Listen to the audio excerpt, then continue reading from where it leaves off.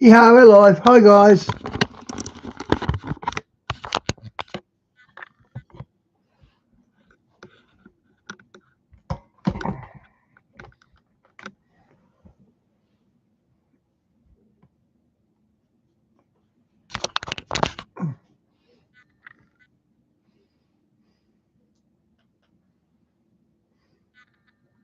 Most people never realize how much mold is floating in their air until they plug this in.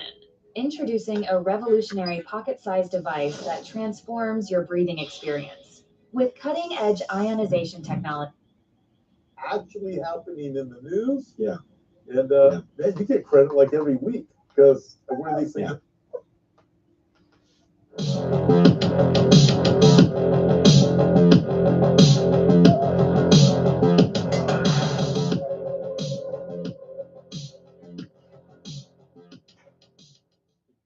Ladies and gentlemen, guess who's on my podcast today? Hi, Gigabyte. Good to see you. By the jacket I'm wearing, please welcome all the way from Las Vegas, Nevada, Billy Crump. Billy, man, thank you for joining me. Hey, thanks for that snappy jacket. You inspired me to wear it looks like a grandma's curtain, but hey, I'm trying to make it work. But no, thanks for having me on, man. I think you actually inspire me. Oh, Donnie, shush. Don't sit here crying all day. One of these jackets almost. Bloody hell, get up. Come on. You can't make this up. Where we deal with ridiculous stuff that is actually happening in the news. Yeah. And man, you get credit like every week because I wear these things all the time now. So exciting times we live in. Yeah, exciting, concerning, but should be exciting because even the concerning stuff is just signs that the rapture has got to be getting close. It is. Okay, so let's just start. If you're ready, we'll just dive right into it. You have a lot to share. Recently, you got back from Australia and New Zealand. Yeah. You've been on with Jimmy Evans. You have a lot of things you're doing with Jimmy. You have a conference coming up in Nevada. We'll get to that in a few more minutes. But let's just go here because it's all over the internet. And you recently addressed the idea that Donald Trump is the Antichrist and you firmly rejected it. It's everywhere, right? I mean, you and I both we're called heretics because we won't say it, that kind of thing. Yeah. But you rejected it. Yeah, go ahead. Oh, yeah. Yeah, and rightly so. And again, once again, God's perfect timing in the background, working on a documentary, the deepest dive I've ever done personally in 30 years of ministry on the Antichrist. We dealt with this in great detail, and go figure. So for such a time as this. But for your shameless plug, that would be called Global Elites and the Antichrist. Volume 1 is too big for one single set. We literally just released. I reckon King Charles, Gigabyte. There's a lot of evidence King Charles will be the Antichrist. I can send you a link if you want. Volume 2. And volume 1 is everything you're talking about, the Antichrist. Who is the Antichrist? What does the Bible say about the Antichrist? Is Donald Trump the Antichrist, et cetera, et cetera, et cetera. And then we deal with 5 of the global elites who are helping to build the infrastructure of the Antichrist kingdom. And we start off in volume 1 with Bill Gates, also affectionately titled as Kill Gates, and then George Soros. And then volume 2 that we just released, we deal with King Charles, Elon Musk. There's another lightning. There you go, King Charles. Rod topic for you, not just Donald Trump. And then we finish with Yuval Noah Harari. But yeah, we deal with that. And that's what's unfortunate because there's really no excuse to not know the ins and outs of the actual Antichrist. The Antichrist is one of the most talked about prophetic figures of the last days. Old Testament, New Testament. I mean, all over the place. All you got to do is stick with the Bible. Read the Bible. That's it. And you're not going to be led astray with all the stuff that's going on there, including these false accusations that Donald Trump is the Antichrist. And so we deal with that in great detail. People get all kinds of things wrong. They get his genealogy wrong. They want to say he's a Muslim. No way could he ever be a Muslim. They want to say that he's a Jew. I don't prescribe to that for many different reasons. He's a Gentile. He's coming out of the revived Roman Empire and things of that nature. Is Donald Trump in the European Empire? No. So you know how it goes. He went to school with the Jesuits, so. But then when you take a look, Pastor Tom, and we cover this in great detail, the accusations that people want to say that Donald Trump is the actual Antichrist. Now, if you want to say that some of his decisions are leading towards some of the things that will be a part of the Antichrist kingdom, hey, that's a different discussion. But when you're saying he's the actual Antichrist, you are so unbiblical, it's not even funny. First of all, the Bible describes about 40 different characteristics of the Antichrist. Okay, so if a person is going to be the actual Antichrist, you got to get 40 for 40. Not 3 out of 40. Not, well, maybe this kind of one thing, kind of thing. And that's what these people do. And then even their so-called couple things that they say will kind of sort of line up with the others, 3 out of the, of the 40. Then you take a look at their evidence. It's a joke. Let me give you a case in point. Here, and this is all over the internet. This is some of the biggest proof that people are saying that Donald Trump is the Antichrist. They say, and I'm not joking, this is not hyperbole. And at first I thought this was, a parody, but as I know, these people are dead serious. They say that the little horn that is mentioned in Daniel, speaking of the Antichrist, okay, that's correct. They say that's Donald Trump. And you know what the rationale is? They say, well, little horn. A trumpet is a little horn. That must be Trump. Dude, I can't help you. Stop eating chicken. Do something different. But man, you got to be joking. And they're dead serious. Look at another one. They take the passage that deals with the rapture trumpet, 1 Thessalonians 4, right? And talks about, well, and the trumpet will be blown, 1 Corinthians 15. And they say, well, that's a trumpet, so it's got to be Trump. No, that's a musical instrument. That's not a person's last name. What are you doing? And then I kid you not, I wish I had the picture. Oh, Molly, what? Why are you crying?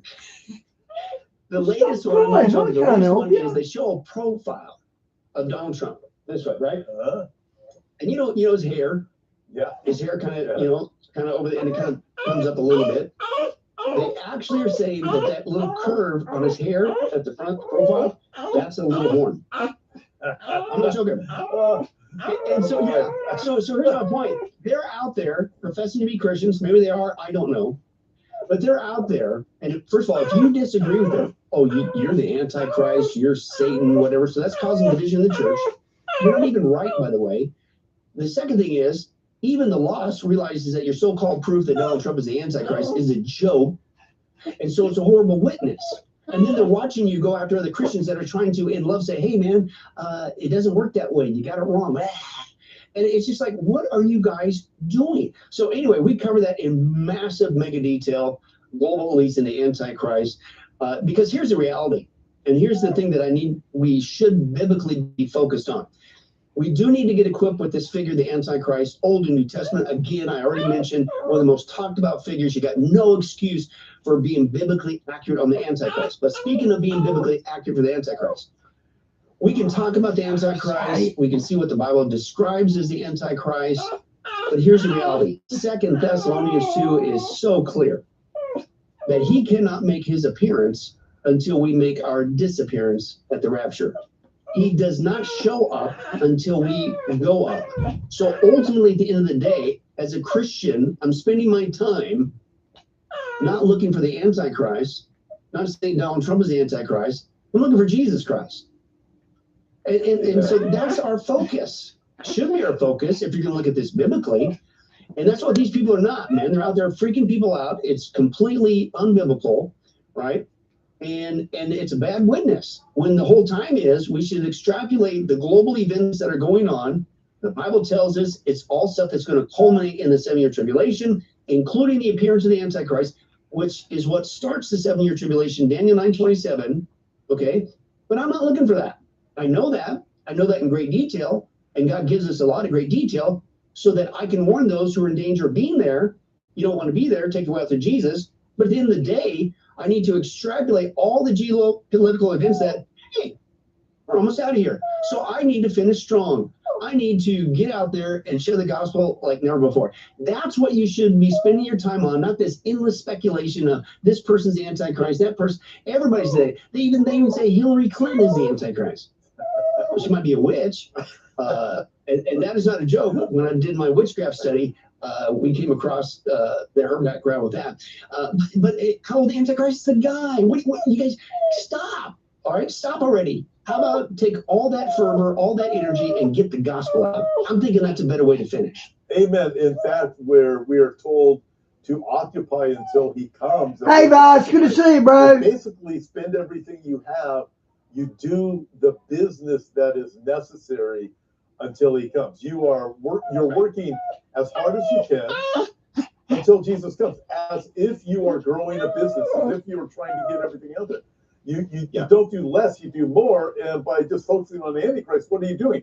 You're not occupying until he comes. You're just hung up in all of these latest things that get the views, the sensationalism, and everything else that's out there. I mean, it's nonstop. The stuff that's out there right now when it comes to Trump being Antichrist or whoever the latest person is. And you can't have, so the Antichrist isn't going to come to power until there's also 10 kings. So there's certain things that have to still take place. And people are all over it and just talking about being deceived because you're not paying attention. By the way, everybody, we do have Billy's books in our Hope for Our Times store, so you can check out there too. They're all over the place. Billy's only got like 47,000 different books he has out there. You've got a lot of books. A couple. I love this. When I was in your office a while back, and somebody that was with me strategically placed several of my books in different areas on your bookshelf. I think you found them. Yes. Which fit very well, unbeknownst to you, to another documentary we did called Subliminal Seduction. There was subliminal technology. That was the goal. So why do you say, I'm going to ask you several different questions. Back at you, Sir Vast. A lot of love for you, bro. But why do you say, I mean, you and I both agree with this, but why do you say Antichrist will be a Gentile of Roman descent? Well, because again, you go back to not even Revelation yet. You really want to get the core issue biblically accurate on the 7-year tribulation. What is it? You got to go to the Old Testament. You got to go to the book of Daniel. And the 7-year tribulation, the reason why it's a 7-year tribulation, not a 5, not a 122-year, is because it's the final week of seven. That's why it's the 7-year of Daniel's 70th week prophecy. And the Bible's very clear as they go into not only what starts this final week, the 7-year tribulation, the classic passage, of course, Daniel 9:27, that he, the Antichrist, will make a covenant with the people of Israel. And that's what starts it, and which is a parallel passage of Revelation 6:1, the white horse rider, and then on you go, which, by the way, is a parallel of chronological events of Matthew 24. Jesus talks about, watch out. What's the first thing he says? He didn't talk about wars yet. Watch out that no one deceives you, false Christ. So again, it's exact parallel. So Daniel and 9, and then Revelation 6, Matthew 24, all parallels. But anyway, in Daniel, it clearly talks about this Antichrist figure, clearly talks about the vision that was shared of the final kingdoms. And you look at the very end, it's a revived Roman Empire. When you look through that, so that's Roman. Where's Rome? Not in America. It's Europe. It's right? not It's a revived, not New York City. And believe it or not, it's not even in China. So, hello, it's over there in Europe, right? And that's Old Testament. There's other descriptions that deal with that. If the only typology that we have of the biblically of the Antichrist and Antiochus Epiphanes.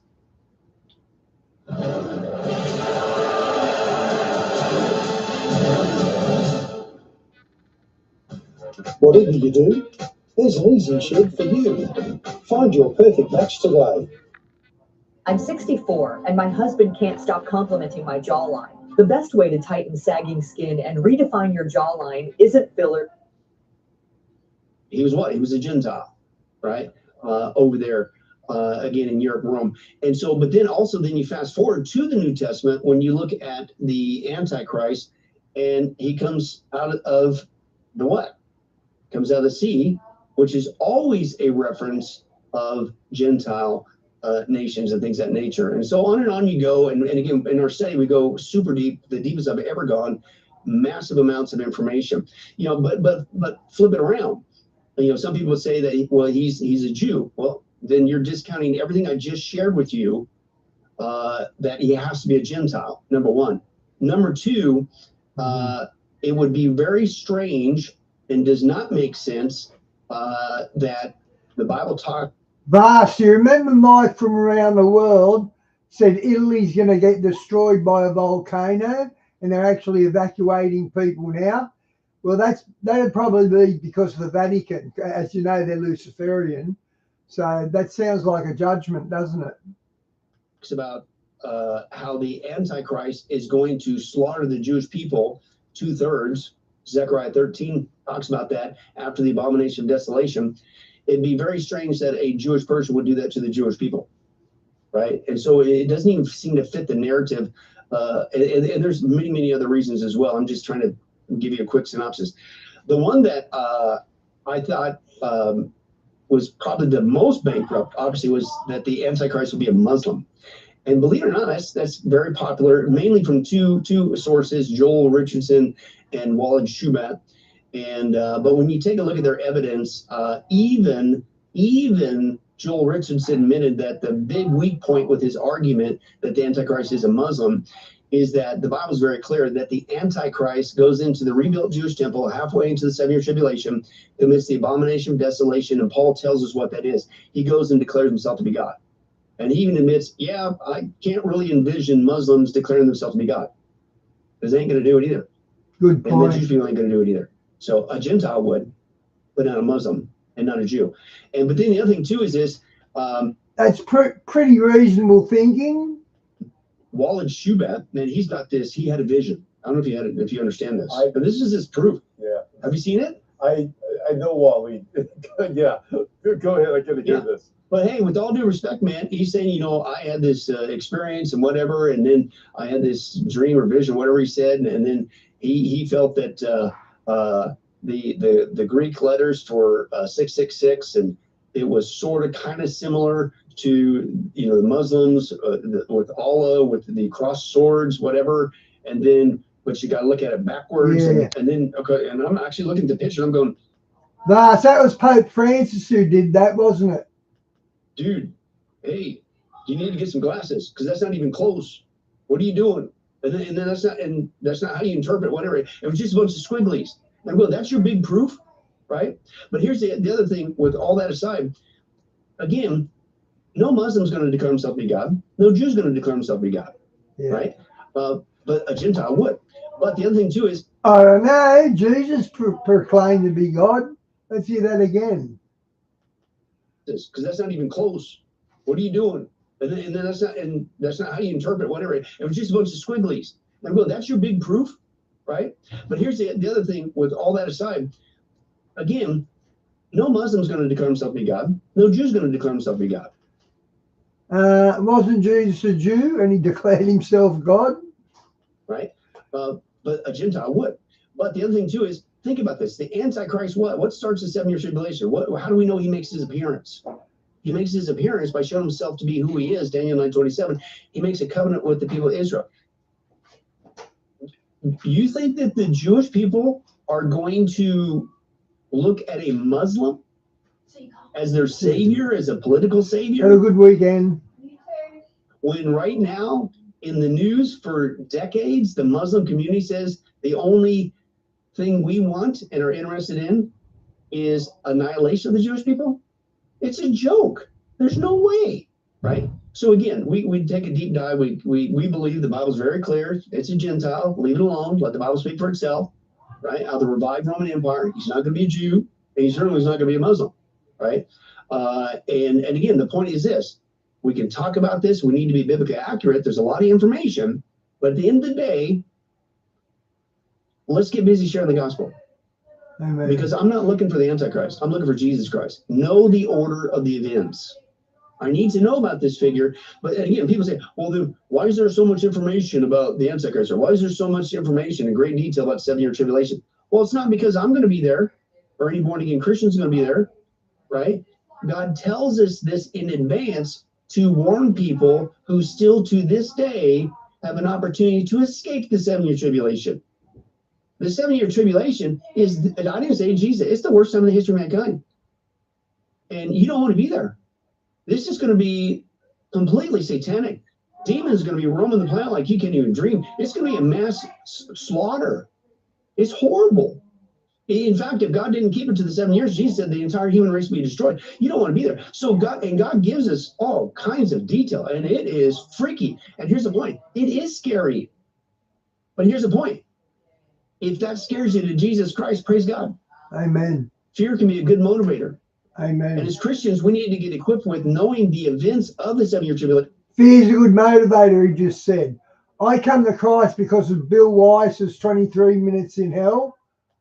Not because we're going to be there, as some would say, not because we need to become the ultimate bug out survivor and we're going to store up lime and beans and make it through the. No, we're not going to be there. God tells us the gory detail to warn people you don't want to be there. Let me tell you what it's going to be like. Sound bad? Yeah, it is, isn't it? Hey, let me tell you the good news. There's a way out. His name is Jesus Christ. Get saved today. That's the whole point. Indeed, it should scare you. If you don't know the Lord, what is coming is very fearful. If you do know the Lord, you can warn people. Listen, it was when I came to Christ, it was because of Bible prophecy and me being alerted to, hey, this is what the way things are going to be happening. And then I started looking further, and I'm going, I don't want to be here. Why would I want to be here for this insane stuff? And then we get saved, and then we warn people. By the way, everybody, you can check out the different events. We have prophecy conferences, trips to Israel, many different things we have happening, including things with Billy Crone at HopeForOurTimes.com at the events page, or also on your app, the Hope for Our Times app. All right, Billy, I got a million more questions for you, but I won't ask an entire million. But what's your view on digital IDs, CBDCs, and other tools of centralized control? And are they a preview of Revelation 13? Preview of coming attractions. Yeah, exactly. And again, not to do another shameless plug, but we deal with this with Bill Gates, in their volume 1 of Global Beliefs. And we expose all the nefarious things that he's working to build the infrastructure for the Antichrist kingdom. Bill Gates is not only about and all that kind of other stuff too, and he's not only a depopulation guy, but he's also mega involved behind the scenes in a universal currency and a universal ID system. And so what is that? That's Revelation 13. And again, it's global. And they're building a system where, in their own words, you're going to have it. Now let's translate have to have. That's called mandate, right? And that's what's they're going to be forced into taking this mark, this biometric system that's going to tie you into this universal system, tied in with currency, because you need it to buy and sell. He's building that, Pastor Tom, as we speak around the world. Now, two things drive Bill Gates. In fact, every one of these critters that I expose, I first start off with their history, their background, so that I can learn the man. What motivates the man? And there's two things that it came out with Bill Gates that motivates him. And once you get this, it's like the missing piece of the puzzle. It explains everything he does. And the two things that drives that guy is make money. Vas, where do you stand in tribulation? Pre, mid, or post? If anything, I'd be post. And people. And make money means he's going to create a monopoly like he did with Microsoft. And then he's going to make money, but at the same time, he's going to people. And when it comes to the national ID system, and meaning universal, not just the United States or a country around the world, you're going like, well, how's he going to make money off of that? Well, picture this. You have a universal ID system that's all tied together in the central database system, under the guise of being a safe traveler, or did you got the appropriate and all that kind of stuff, which I'll get to that in a second. And but you're going to need software to run that. Guess whose software is being pitched to run the whole giant universal across the whole planet? Tesla. Bill Gates. Oh. You realize how much money he's going to make? It's another monopoly. He doesn't care about people's digital IDs and being safe from cyber attack. He doesn't care about people getting access to government, blah, blah, blah, blah. He's going to make money, right? And then it's also going to harm people, because if you don't do what they say, you're going to be shut out of the system. But again, what's that? Revelation 13. When we were in Switzerland last fall, We were, and this is post Trump getting in office. We were warned by the Christians over there, Pastor Billy, just to let you know, the European Union has not stopped on their new biometric passport. And what they want to do is, again, the new biometric passport, like a universal ID for the whole European Union, it's a bunch of countries. The goal is to also tie it in with the person's status. And if you don't have that's required, you're shut out. The whole EU, they said they want it in place by 2026. And so you're like, well, what's that? Well, again, Bill Gates with the universal ID is also investing. He's the one pushing all these, which, by the way, the last time around, he admitted he made 20 to 1 on his investment. He made billion. I got it on tape, Pastor Tom. That's right. So, but we also know are what? The people. So again, make money, people. But here's the point. They learned a lot of lessons from the last time. And by the way, he also is flirting. Nah, so I've been having trouble with Discord. I couldn't contact Diane either. I didn't get to tell you guys yesterday that I'm not streaming. I actually had an optometrist appointment. But yeah.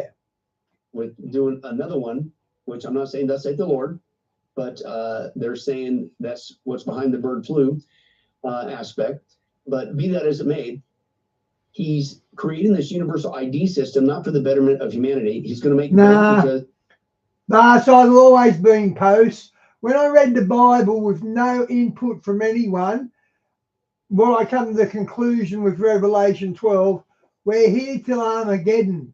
We go to war at Armageddon, and on the brink of defeat, Jesus comes back with his horses and rescues us. That's the way I read it. So I don't know where they get this pre-stuff from. His Microsoft company has the software to run it all. Number two, it's an excuse to also tie in not just your personal information, but it's your jab status. And so you will be forced to get. But again, he's making money off the software. He's making money off it because it's his that you're going to have to get, right? And a lot of people they're thinking, come on, is he really doing this around the planet? I mean, I knew Pastor John, kid you not, I knew he was up to evil, and you knew he was up to evil. Anybody worth their salt going through the knew that, man, he was one of the kingpins, right? I didn't realize till I went super deep on this guy just how much he is literally steering the planet. That is not hyperbole. He is involved in every major developed country, and he is the king. Now I'll give you a case point. This is hot off the press. When we were in Australia just a couple weeks ago, of course, I had to poke him in the eye, and I did a message called "Gates and the End of Humanity." And so we dealt with all the things that were going on behind the scenes and how he's trying to depopulate the planet. You know what they shared with me down there? They said, "Oh, Pastor Billy, you got to understand, you are spot on because they are gearing up for a round 2." He says Bill Gates is down here in Australia building manufacturing plants for the next round, right? And listen to this. They said that when Bill Gates comes to town, I guess he was recently down there again, they said he does not go see the prime minister. The prime minister goes to see Bill Gates. Now, what does that tell you? Who's really in charge? No kidding. So when you start program with Mondo, and who's down under with you, and we got on the subject of the 10 kings, he goes, well, who do you really think the 10 kings are? They're the ones with power. They're the ones with the money. And listen to this. This was sent from John, our friend John Prescott in Australia. Yeah. He probably sent you the same thing. So he said this was from ChatGPT. Let me see. They asked the question. ChatGPT asked was asked timeline of end time events. Now listen to this. On the stage, global digital ID normalization, estimated time frame, full global integration 25-26. Central bank digital currency, mandate 26-27. It's only 2 days old, guys. 2026, 2027. food, energy scarcity, driven controls, rationing, the carbon scores, mid-26, late 2027, official climate emergency, 2027, Mark of the Beast style loyalty system, public enforcement beginning in 2028. And again, so this isn't biblical that I don't know who wants to put in the information.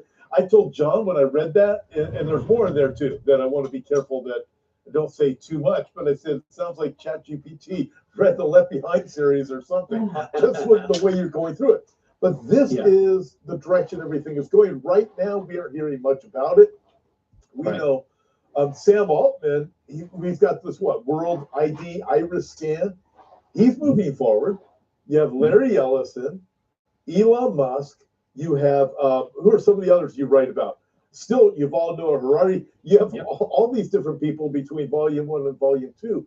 But what's the latest on these digital IDs and what Sam Altman's doing, and how do you see that going forward too? Yeah, well, Sam Altman, as well as Elon Musk, they're both proponents of what's called UBI, Universal Basic Income.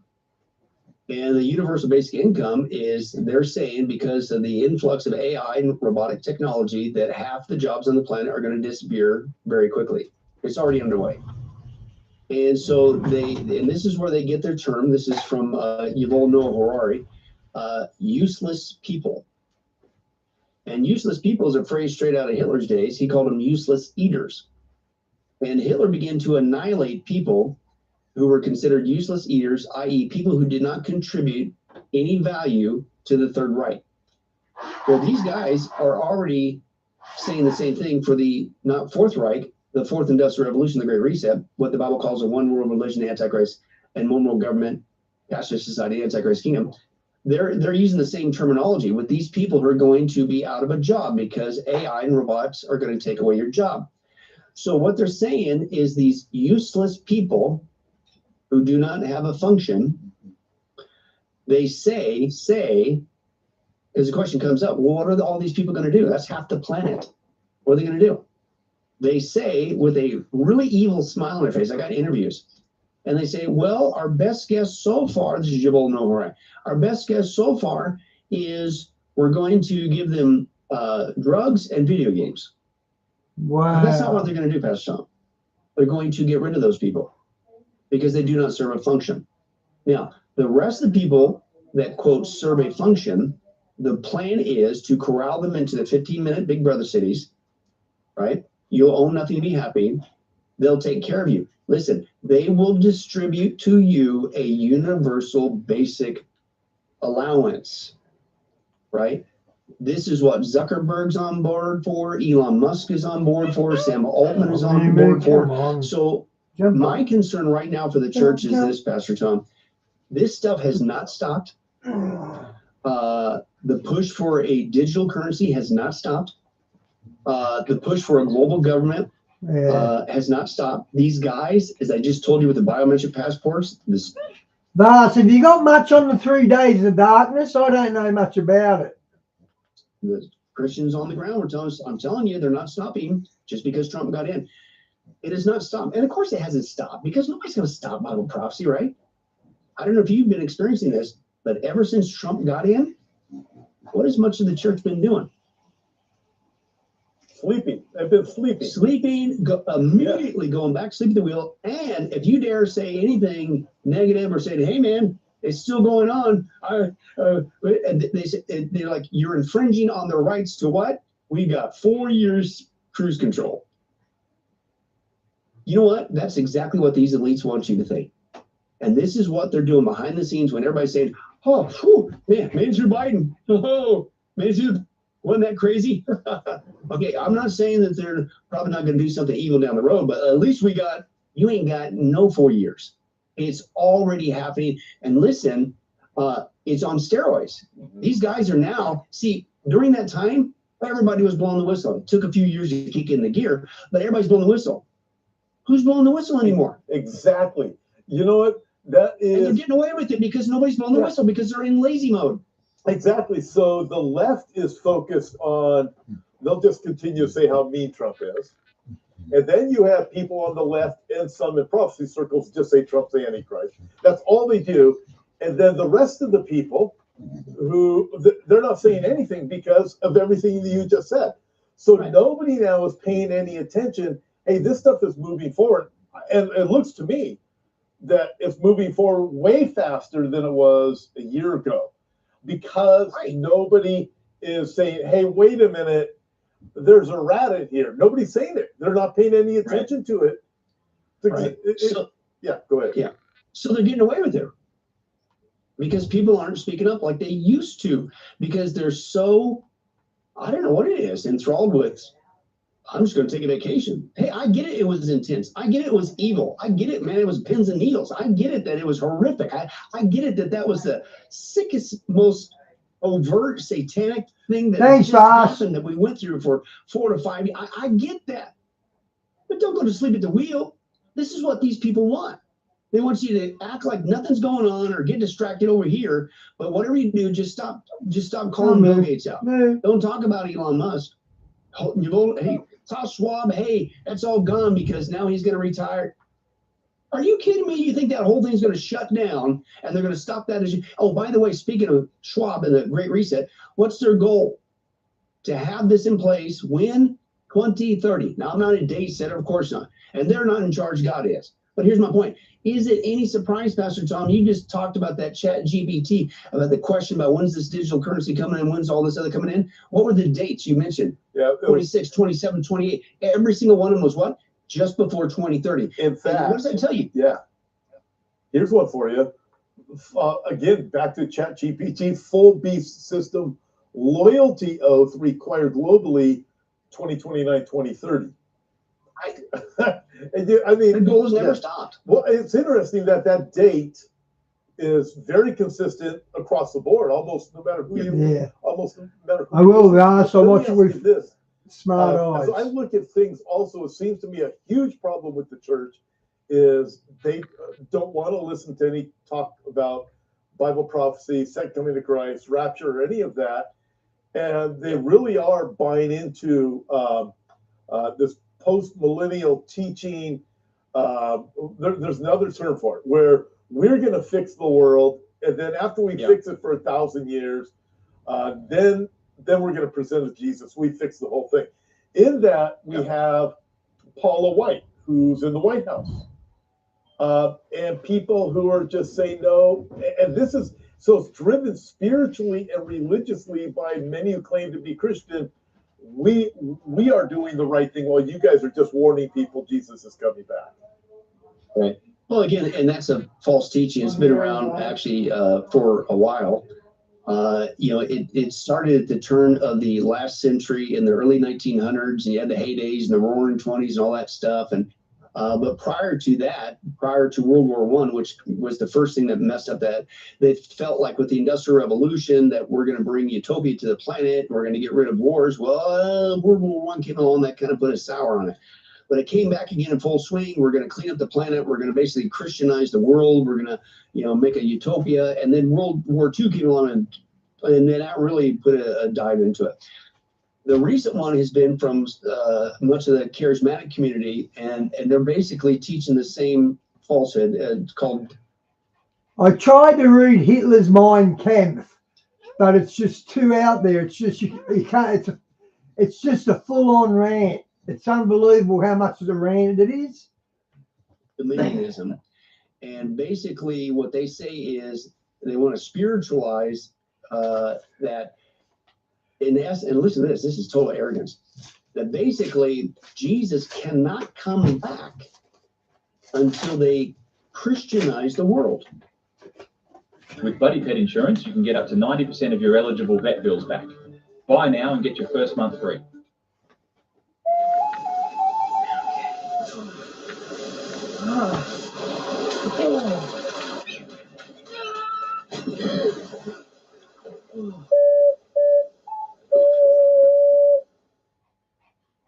I've never seen such an amazing cleaning product. It's just like magic. This incredible product dissolves oven grease and I'm like, who in the world do you think you are? You're not God. And then that would make God subservient to you or dependent upon you. God is not dependent upon anyone. And God is the one who's all powerful, all knowing, everywhere present. And he doesn't need you for nothing, right? But that's what they do. And so what their focus is, not sharing the gospel, not being a whistleblower, restraining influence, 2 Thessalonians 2, not being the salt and light. We're going to take over, in our case, America. We're going to Christianize America. And I'm not saying promoting Christian values, speaking up against evil, getting Christians into public office. I'm all for that. But their mindset's different. It is, we have to do this in order for Jesus Christ to come back. But the church doesn't clean up the planet. Jesus Christ is the one coming back in his good, sweet time when he wants to. He's the one that's going to clean up the planet. But again, it's a sidestep. They're misfocused. You know, if you want to go even deeper, that's what people call the 7 mountain mandates. And we got to take over this mountain and this mountain and this mountain. Every sector of society has to be Christianized. And then Jesus come back and we're going to build utopia. It's like, what Bible are you reading? Because that's not the order of events of the Bible. So that's a whole nother problem. It is. And not only that, but I think this doctrine is going to put more pressure on Israel within the church. It's going to grow louder and louder. Israel, you're the problem. You are the reason we can't get this whole thing resolved, because you're all fighting with your neighbors. And look at you guys. You take over this, you take over that. It is going to, I think the deception within the church because of this is going to grow worse and worse. And I also, Billy, think that what is happening is we are on the verge of seeing a political revival that will appear to be a spiritual revival, but it's not. I mean, maybe dark spiritually, but it's not a revival in the Lord Jesus Christ. It's going to be political and dark spiritually. Oh, yeah. Well, and again, you go back to, you mentioned Paula White. Mistake number 1, saying that she's a pastor. That's unbiblical. Mistake number 2, she is some of the biggest sources of false teaching on the planet with the word faith, name it, claim it, blab it, and grab it group that you can get what you want and we're little gods. And I mean, just go down the line, man. And so my point is, with all due respect, if that's your top spiritual advisor, Trump is not getting good spiritual advice. And so that spirit is really steering things. That's a legitimate concern. Yep. But here's the problem. Have fun having that conversation. I mean, again, we just started the program. I'm not saying Trump is the Antichrist. Of course not. That's ridiculous. But does that mean because Trump got into office that Bible prophecy stops? That's what we need to talk about. And then, hey, we had no problem as Christians talking about when Biden was in office, all the good, the bad, the ugly, not much good, if there was any good, right? But my point is, we talked about it. So Trump's in office. Can we talk about it? I mean, I'll give you an easy case point. You mention, right? And every time I bring this up, people, they go nuts, right? And it's like, Christians, come on, we're truth tellers, stick to the truth. I don't care. Don't play party favorites. Be truth favorite, right?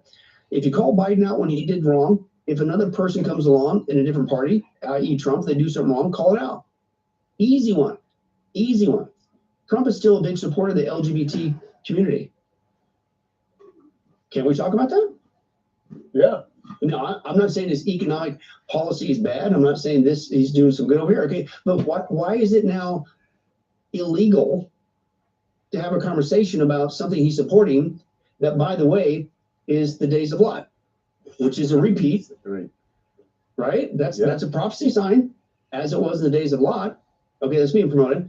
I'll give you another one. You mentioned CBDC. Okay, Trump, when he got in, outlawed CBDC, central bank digital currency. Great. If he would have stopped there, we would have had a victory. He didn't. What did he say? We're going to make America the Bitcoin capital of the world. What's Bitcoin? A cashless currency. So you went from one cashless currency, CBDC, to promoting another cashless currency, Bitcoin. Can we talk about this? Did we really have a victory? And again, I'm not saying he wakes up every day, I'm working for the Antichrist. I'm not saying that. I'm just saying there's decisions being made in his administration, a lot of them have complete support, right? He's undoing a ton of the junk and oppression that Biden brought in. I'll give you that all day long. I'm just saying, okay, but there's some other things I think we need to talk about that are not good. I'm not saying he's doing it for the Antichrist, but it also has to do with Bible prophecy. Why has that all of a sudden become illegal? And the moment I just try to have a conversation, you ostracize me, you alienate me, you cause division in the church. It's a rotten witness to the lost. And I'm just trying to talk about the Bible, right? That's the danger that's going on. Then the other element of Christians, I don't want to hear nothing. I'm just sitting back in my chair. I'm going to get one of those grandma jackets like Pastor Billy's wearing, and I'm just going to kick it in the backyard, man. I got 4 years. Don't mess up my. I got a 4-year vacation. I'm on. I don't want to hear. And that's what's going on, Pastor Tom. That's a dangerous place to be. And like we already said, this is why these guys, the agenda has never stopped, and it is in high gear. And some of these things have kicked into extreme high gear, but nobody's saying. Oh, totally. All right. So just looking at these dynamics, thank you so much for saying that.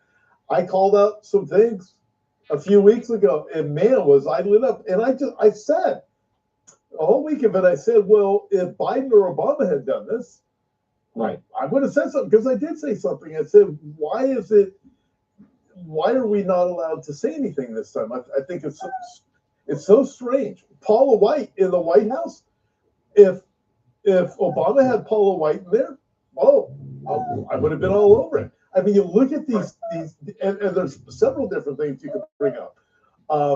And again, going back to the earlier part of the program, you said Donald Trump is not Antichrist. It's not what we're saying. But you do have to be truthful and just say, hey, we should be. It's a part of holding the president accountable at the same time. Just be accountable. Everybody needs to be held accountable. You as a pastor, need to be held accountable. I need to be also. And so it's just understanding that's part of being truthful. Well, and dare I say, Pastor Tom, as Christians, I say it all the time, we're supposed to be truth tellers. And if you want to earn a reputation with the lost, it should be this. Listen, a lost person speaking to a Christian. I may not like what you say, and I may disagree with you, but there's one thing I know I'm always going to get from you. I'm going to get the truth, right? That's the reputation I have, right? Now, here's the problem when it comes to these issues, when it comes to your witness to the lost, because they're not stupid. They're watching all this interplay going on. So here you are, so-called Christian, and when Biden was in office, boy, you railed onto him, and you pointed out every little last evil thing he was doing, rightly so. We're the salt, the light, the restraining influence. That's what we're called to be. Trump gets in office. He's doing some things, but you're keeping your mouth shut. And you refuse to talk about it. Here's the point. It's called being a hypocrite, right? And then here's the damage that you just caused. Okay, I'm just going to say it. I like everything Trump's done so far. So if even the lost realize that you're being a hypocrite when you will call out one party, but you won't call out the other, instead of telling the truth consistently, then why should I listen to you about the most important discussion of all, Jesus Christ? That's the damage, Pastor Thomas, being done. Amen. It's horrible. Amen. Thank you so much. Billy, how can people connect with you? GetALifeMedia.com. That's our main teaching website, GetALifeMedia.com. Shameless plug number 500. If you want to get anything Global Elites and the Antichrist books, Volume 1 and Volume 2. We just released Volume 2. Also, we have it on DVD. And again, we do not copyright our material. So if you get the DVDs, make 1 billion copies. We don't care. Everyone's got an opportunity for people to pray and receive Christ their Savior. So it's great for evangelism as well. GetALifeMedia.com. Great. Thank you so much. Okay. Now, a little bit more. By the way, you have a conference coming up. When is it again? September? Lord willing, September 27th and 28th, Saturday and Sunday. I'll be there for some strange reason, since it's the church I pastor. It is. At your but you, Lord willing, you and Pastor Brandon will be there too. It's going to be the Three Amigos Part 2. It'll be the 3. I can't wait. Looking forward to it. I've got to remember to wear my cowboy hat this time. So, all right. So that's going to be fantastic. Why is global deception increasing, and how does it fulfill prophecy? Energy providers don't want you to know about this trick that can heat houses practically for free. This space heater is being called the Tesla of heated. Oh, interesting. Well, Peter said that in the last days, that's what the society would be, is scoffers, and we certainly see an increase of scoffers. And dare I say scoffers, not just in the world, but even in the church. But I think the latest thing that is unfortunately aiding that scoffing society, deceiving people, which is again what Jesus said right out of the gates, 7-year tribulation, watch out that no one deceives you. So it's a time of scoffing, deceit. And believe it or not, it's with AI. And AI is, we were talking about this a couple weeks in Australia down there on the Q&As, and AI is putting that scoffing, skeptical society on steroids. And let me explain. We use AI to joke around, Mondo's down there, he's doing the AI app, and he's having me have dinner with Donald Trump, and we're fun, we're doing laughs. But my point is, wait a second, that's just with over-the-counter, what I call over-the-counter technology, download a cheapo app, and I can make anybody say something, do something, whatever, blah, blah, blah. And that's true. But you got to realize this. If I can get that myself, and it's that realistic, what do the governments around the world have? And so here's my whole point in saying that. Now, imagine not our generation. Imagine the younger generation who their whole life has been immersed with this technology. Cell phone, apps, social media, internet, all that stuff. You and I can remember a time when there was no such thing as a cell phone. Yes, that really did happen. Okay. In fact, when it came to media, we were the human remote controls for dad. Remember that? We had to get up and turn the channel. We have that reference point. They don't. All they know is technology. All they know is computers, cell phones, and apps. That generation, Pastor Tom, is so far ahead on the acceptance and their knowledge base of AI and how AI can be used, not just for entertainment, AI can be used to manipulate and deceive, not just for fun. So here's my point. They know more than what we probably want to admit, and I'll just throw it out there. How do we know right now? See, if I can manipulate somebody's face and voice and get them to say and do anything I want to do with AI on a goofy little cheap app, how do we know that right now there's news cycles around the world that are completely fake? Everything is. Not one of those people you saw running across the street in that riot was real. That event there never happened. It's complete. Now listen, that's actual technology that is currently available. Here's my point. Younger generations, they're more apt to understand that. They're so far ahead of us on the technology because that's their whole world. Here's my point. Now what's coming out of that younger generation is a skepticism that we've never seen before. That they're already there, Pastor Tom. They're like, I can't trust nothing. How do I know that's not AI? How do I know that's not AI? Oh, the news said that. How do I know that's not AI? They know. That's when I was a kid. The shops used to shut at midday on a Saturday, so the town would be empty Saturday afternoon and Sunday afternoon as well.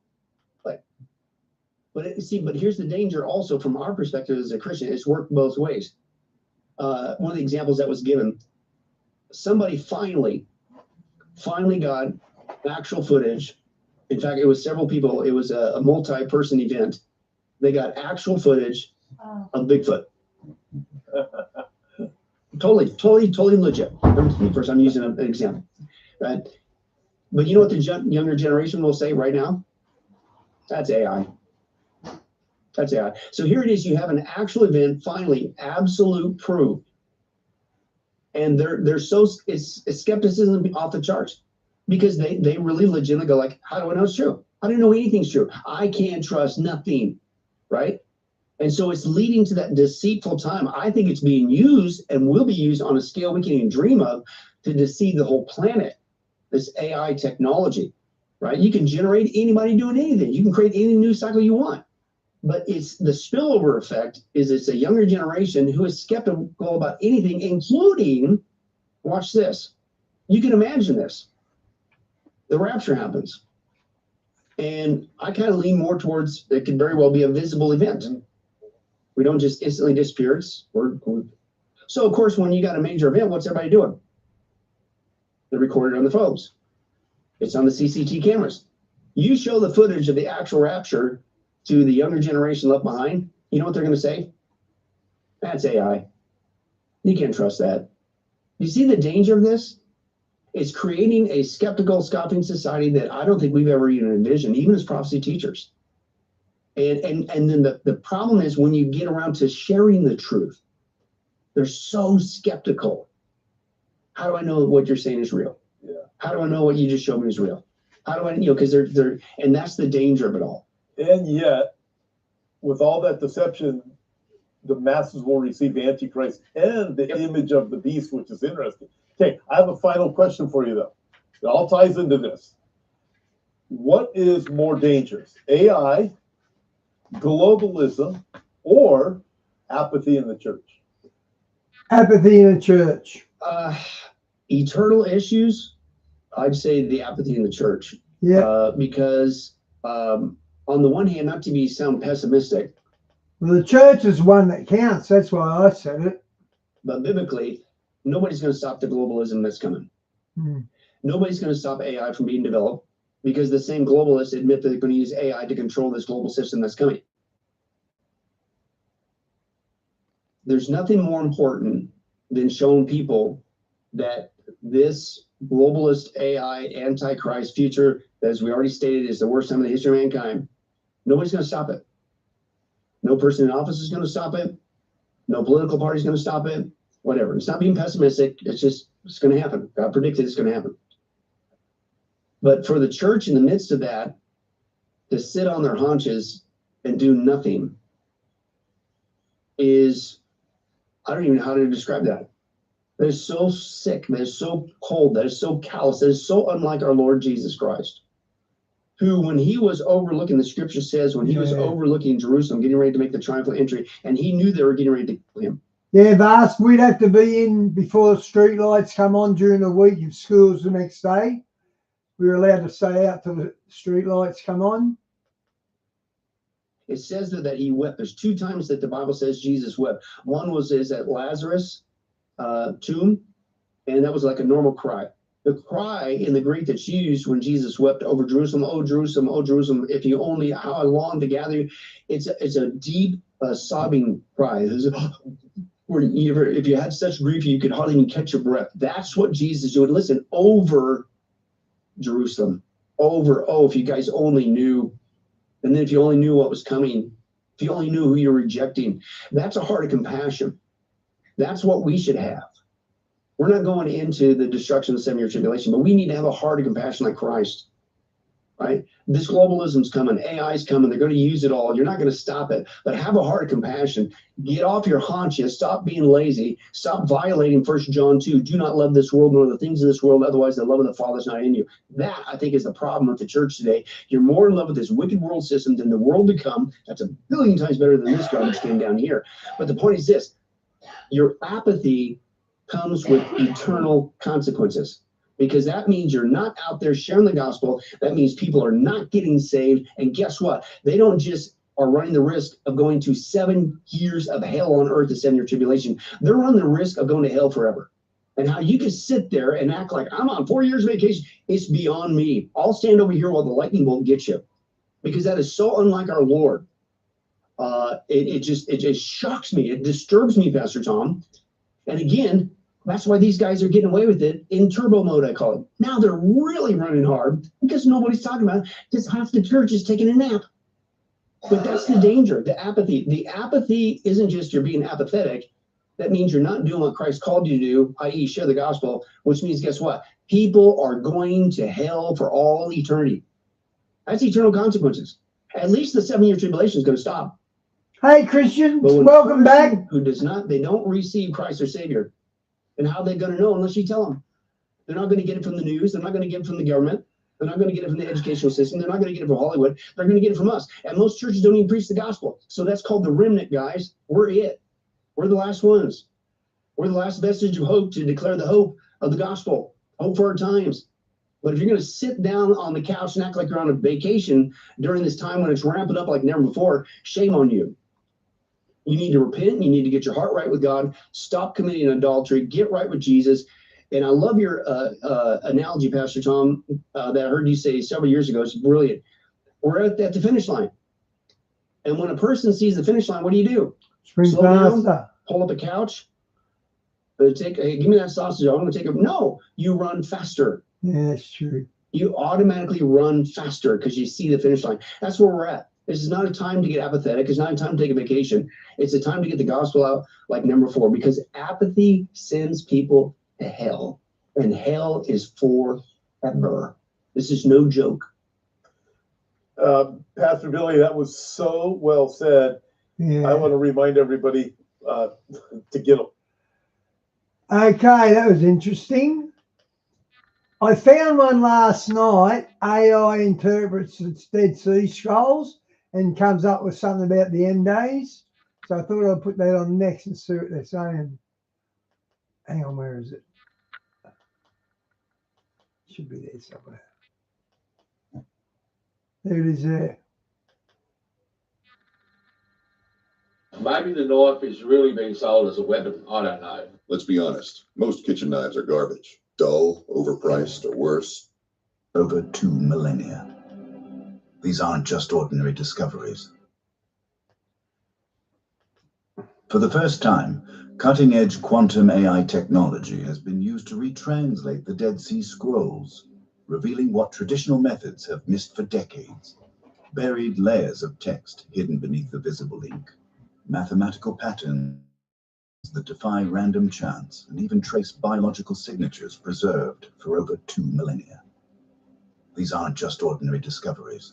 They're revelations that no traditional scholar, no matter how brilliant, could have accessed without this revolutionary technology. The Dead Sea Scrolls have been hiding their deepest secrets until now. Undetected temporal layer. But what researchers discovered first shook the very foundation of our understanding of these ancient texts. Using quantum-enhanced hyperspectral imaging, technology that can detect what the human eye cannot, scientists have revealed something extraordinary: older text hidden beneath the known scrolls. This isn't just some faded ink. We're talking about a complete temporal layer, a palimpsest, containing writing that dates back to the 6th century BCE. That's centuries earlier than what we thought were the oldest Dead Sea Scrolls. The implications are staggering. These buried layers appear to contain fragments of lost prophetic commentary and possibly even pre-Torah traditions that have never been documented anywhere else in history. As Dr. Lawrence Schiffman of New York University, one of the world's leading Dead Sea Scrolls scholars, noted in his research, the scrolls themselves are like time capsules within time capsules. Each layer of analysis reveals deeper historical contexts. But that's not all.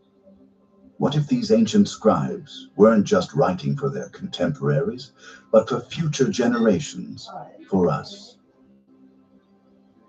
Message to the future?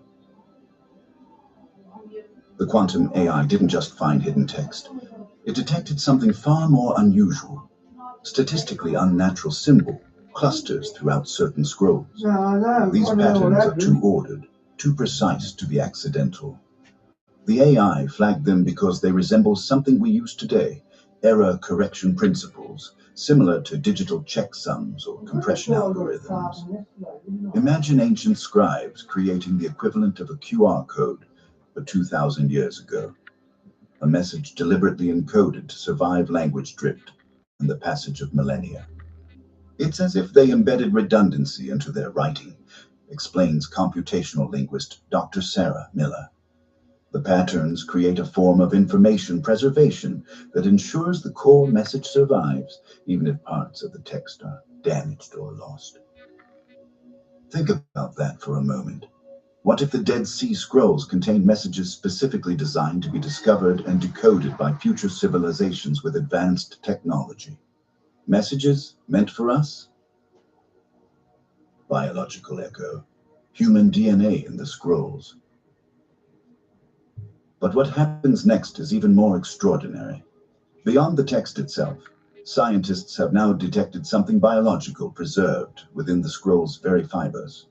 Through advanced trace DNA analysis, researchers have identified matching human DNA fragments across several scrolls. These genetic signatures were preserved in microfibers of parchment and the organic binding agents used in the ink. Tiny remnants of sweat, saliva, and animal glue used by the scribes. The patterns suggest these texts weren't just created by a random collection of writers, but potentially by members of a single priestly bloodline, perhaps the elite scribal class of the Qumran community. Even more remarkable, one scroll contains DNA that matches an ancient Judean genome previously recovered from a burial cave.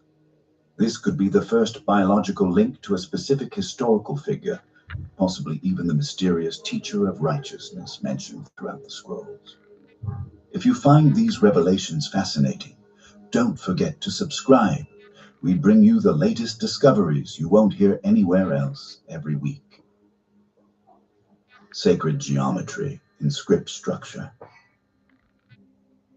The quantum AI didn't stop at the words themselves. It discovered something hidden in the very structure of the text that traditional scholars have missed for decades. The scrolls follow mathematical patterns that mirror sacred geometries found throughout nature. Golden ratio proportions, Fibonacci sequences, and self-similar repetition in word groupings and paragraph lengths. This isn't random.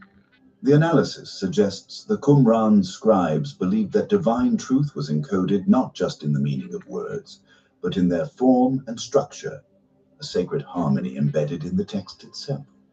It's similar to how certain religious traditions use chant rhythms or mandalas. The Qumran sect appears to have encoded mathematical principles they considered sacred directly into their most important texts. Undiscovered chamber. Predicted.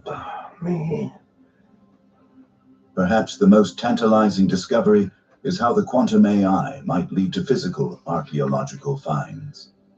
By cross-referencing a curious phrase found in the scrolls, the stone that hides the moon at dusk, with precise lunar shadow projections at the Qumran site, researchers have identified what appears to be a previously undiscovered chamber.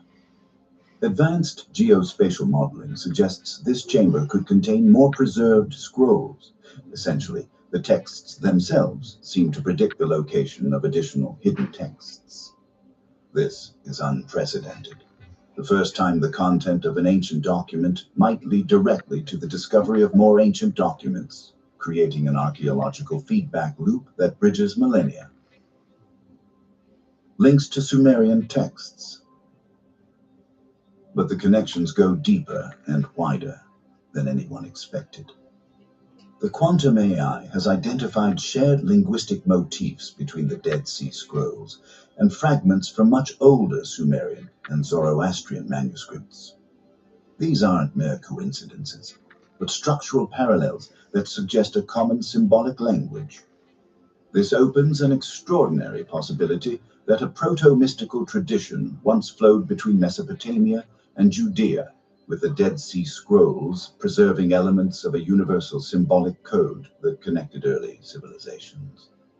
This challenges our understanding of ancient cultures as isolated and suggests a deeper philosophical continuity spanning thousands of miles and centuries of development. Scrolls as mnemonic ZID IP files. But what happens next is even crazier. The AI discovered something that revolutionizes how we understand these ancient texts. Many scrolls weren't meant to be read as complete documents at all. They were essentially spiritual zip files.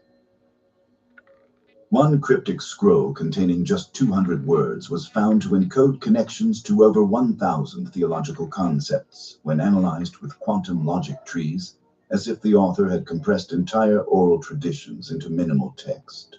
These weren't texts meant to store knowledge, but to trigger remembrance, like mnemonic seeds designed to unpack into vast spiritual landscapes in the minds of those who knew the oral traditions. The Qumran scribes appear to have mastered a form of compressed spiritual data storage optimized for oral recall and meditation, a technology of memory that predates our digital compression by 2 millennia. Historical and scientific impact. These discoveries aren't just changing how we read ancient texts, they're reshaping our understanding of history itself. The precise dating of certain fragments to specific astronomical events, like the eclipse in 33 CE, provides firm chronological anchors that archaeologists have sought for decades. Meanwhile, the complex patterns found in the scroll's structures have sparked interest in the mathematics community.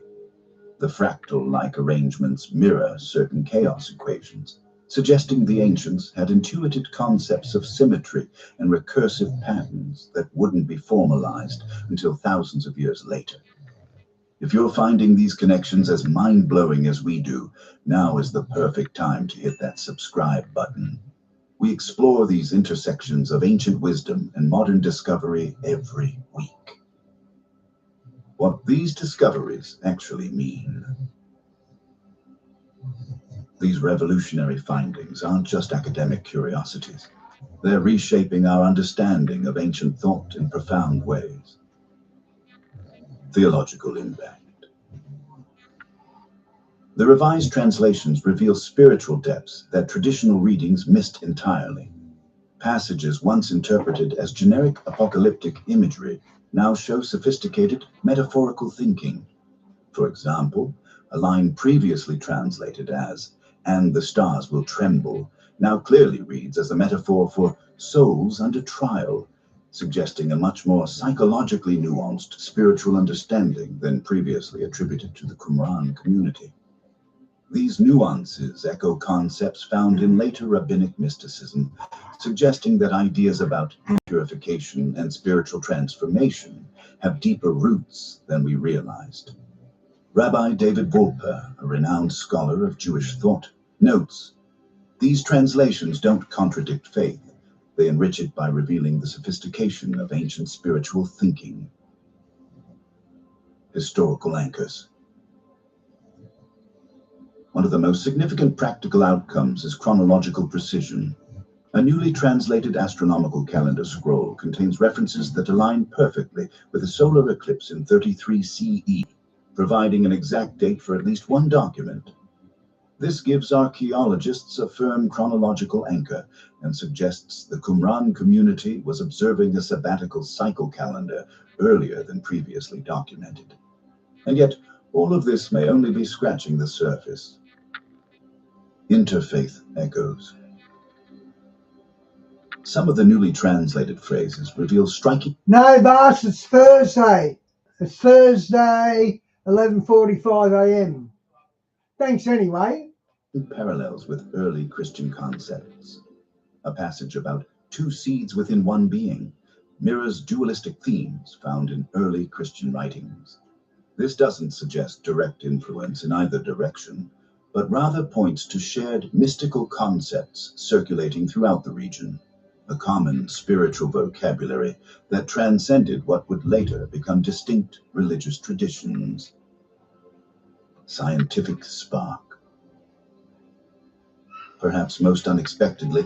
But, boss, I tried to send Misfits for Jesus a message, but I couldn't do it because I wanted to tell the guys how I couldn't stream yesterday. I'll show you what happens when I try to do it. Hang on. Let's get rid of that. Right. Right. Misfits for Jesus. And then it does that, look. It does that. I don't know what to make of that. I couldn't leave a message on Misfits because of that, look.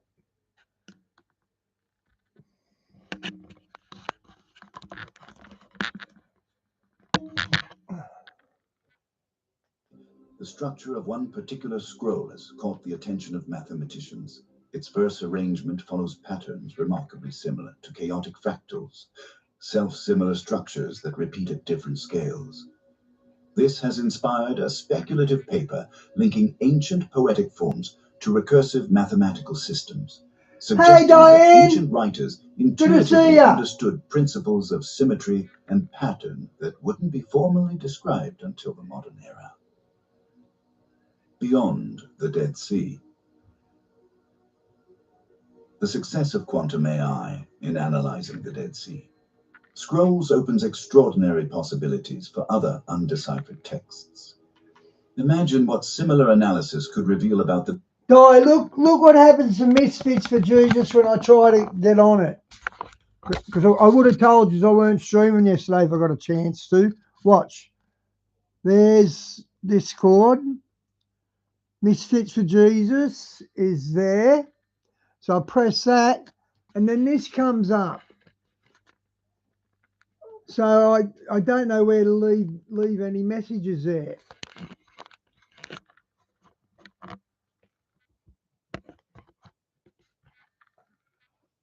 I don't know, Vas. I'm not going to muck around with it. I'm going to get Gabe to look at it.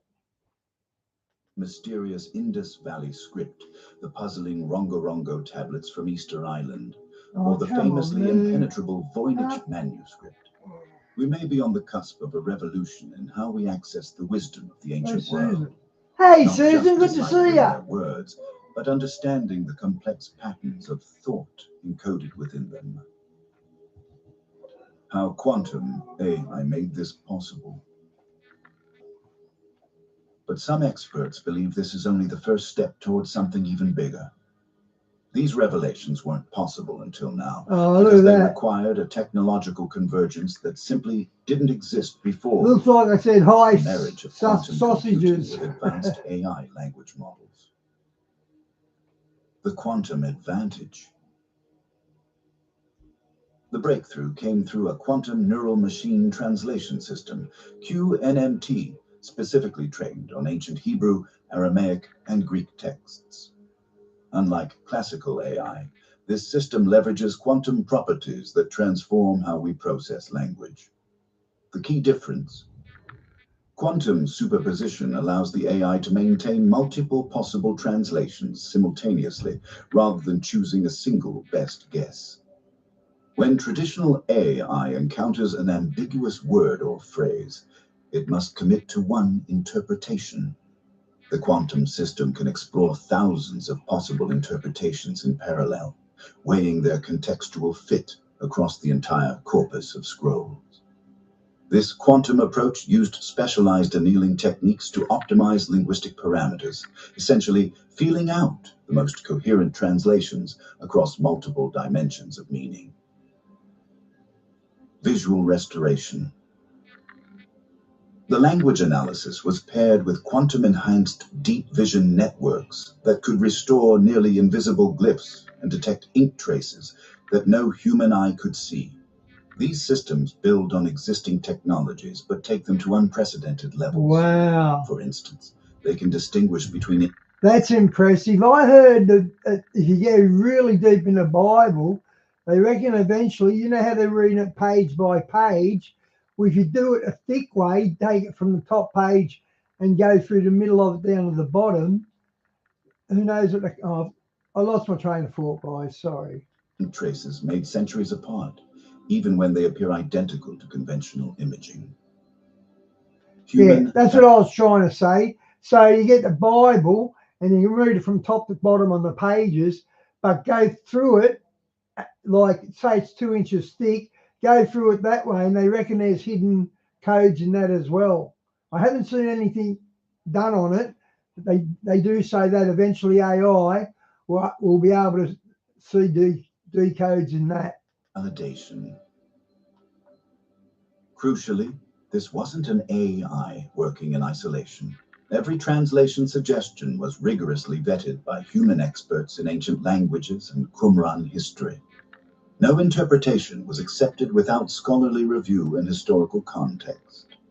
Dr. Yoav Levine from the Hebrew University, who specializes in computational linguistics, explains, we're not just translating lost language, we're decoding how ancient minds thought. The quantum approach gives us access to patterns of meaning that were previously invisible. Real-world parallels. Time is running out to claim your free hearing aid upgrade at Connect Hearing. Huh? Get up to $2,400 in upgrades when you buy a new pair of hearing aids. Don't miss out. Huh? Speak up, I can't hear Your you. local Connect Hearing clinic today. Learn from the best. Put ideas to the test. Find your equals. Find your people. Oh, you big buffhead dog.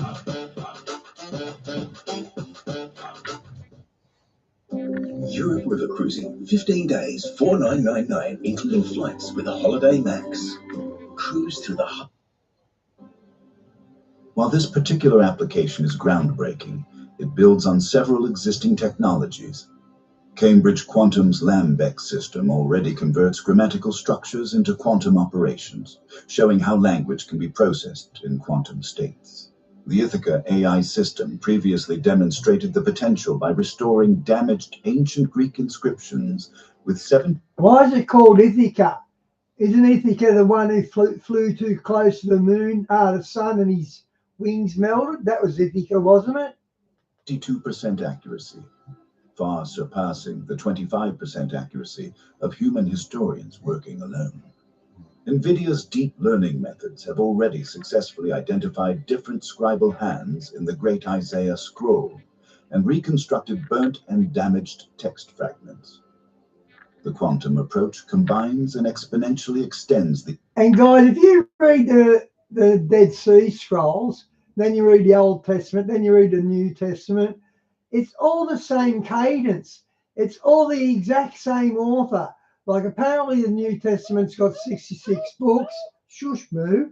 Imagine putting 66 authors together and saying, come up with a story about a cross and a man.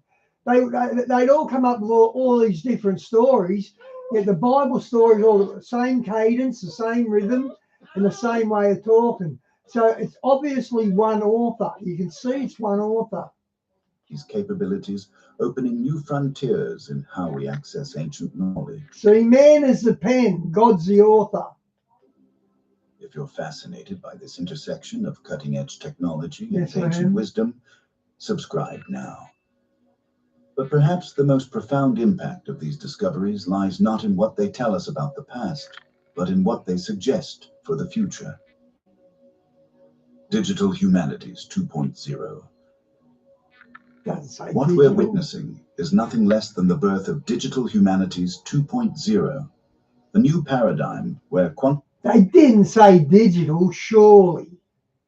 Quantum computing and artificial intelligence become essential tools for uncovering deeper truths in ancient texts. This methodological breakthrough provides a template that could soon be applied to other mysterious scripts that have defied traditional decipherment. The Indus Valley script that has puzzled archaeologists for a century, complex Mayan glyphs whose subtleties remain debated, and early mathematical codices whose full significance has remained obscure. The quantum approach to textual analysis doesn't just translate words, it uncovers patterns of thought, revealing how ancient minds organized and transmitted knowledge. Faith and future. Far from diminishing spiritual traditions, these technological insights are rekindling interest in ancient wisdom across religious boundaries. Rabbi Miriam Elkanah, a prominent theological commentator, observes, the more we decode, the deeper the mystery becomes. Each layer of understanding reveals not just answers, but more profound questions. These discoveries don't replace faith, they transform it. These insights suggest continuity between ancient spiritual traditions that were previously seen as distinct, potentially fostering new interfaith dialogues based on shared symbolic languages. Cross-disciplinary Renaissance.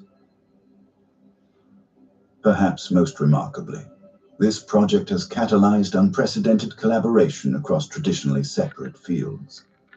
Linguists, theologians, quantum physicists, and AI researchers are now working side by side, each bringing essential perspectives to the table. Archaeological digs are being planned based on AI predictions, while theologians are helping refine the quantum language models. We're entering an era where code meets scripture, where the oldest written wisdom and the newest computational methods illuminate each other.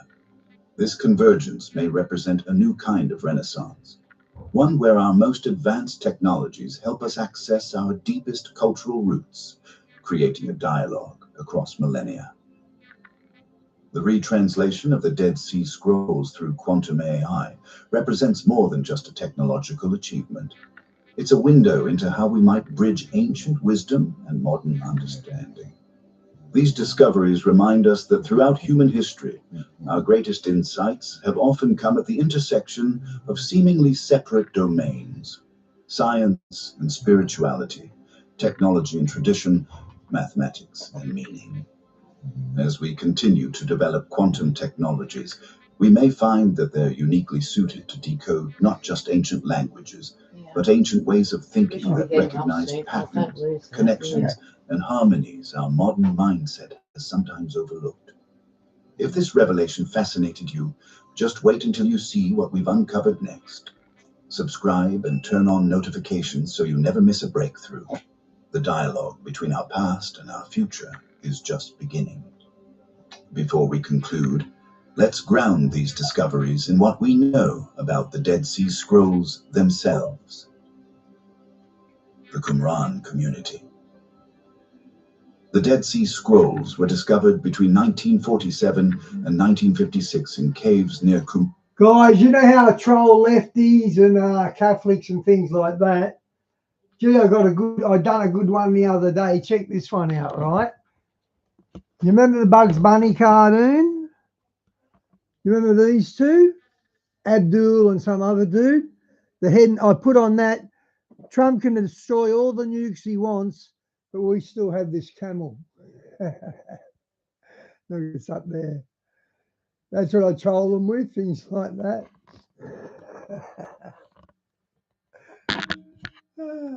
Run by the Dead Sea. Most scholars believe they were written by a Jewish sect called the Essenes, who lived in isolation from mainstream Judaism between approximately 200 BCE and 68 CE. Oh, Icarus, yeah, Their right. settlement was destroyed by the Romans. Not during even the First Jewish Icarus, Revolt. yep. This reclusive community was led by a figure known as the Teacher of Righteousness, and appears to have seen itself as preserving true Judaism during a time of corruption in the Jerusalem temple. Languages and content. The scrolls represent a library of Jewish texts written primarily in Hebrew, with significant portions in Aramaic and a few fragments in Greek. They contain the oldest known biblical manuscripts, along with previously unknown psalms, commentaries, How old are the oldest biblical texts? I've heard 800 BC, but I don't know how true that is. calendar texts, mystical writings, and community rules. Interestingly, some fragments use cryptic alphabets labeled cryptic A, B, and C, unknown symbols standing in for Hebrew letters, suggesting the community already practiced forms of textual encoding. Previous translation efforts. Traditional translation of the scrolls involved painstaking manual work by scholars who specialized in ancient Semitic languages. Their efforts produced valuable insights, but were limited by physical damage to the text, the evolution of ancient Hebrew dialect, and our incomplete understanding of Qumran theological concepts. In recent years, classical AI has begun to assist in this work. NVIDIA's deep... Geez, that was crazy what Trump said yesterday. See, so far, I like what Trump's doing. I know I'm expecting the worst, and when it happens, so be it. But I like what happened yesterday with Trump saying they've been fighting for so long, they don't know what the F they're doing. And he's right. They've been fighting for so long, they've lost sight of peace. learning methods Man, you don't want to get Trump angry. identified subtle differences in scribal handwriting, suggesting multiple authors for texts that appeared uniform to the human eye. You keep saying that. The Ithaca neural network demonstrated how AI could restore damaged ancient Greek inscriptions with remarkable accuracy. These earlier projects laid crucial groundwork for the quantum approach, which builds on their foundations while leveraging the unique capabilities of quantum computing to explore multiple interpretations. Oh man, what a jip this one's been. We've watched a whole lot and I haven't translated anything. Simultaneously. What a jip.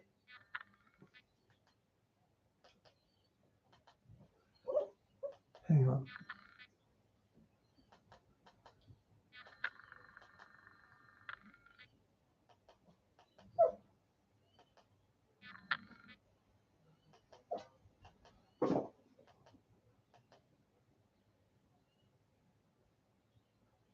Hang on, guys. I'll do some Tony in that. JT, WT. Okay.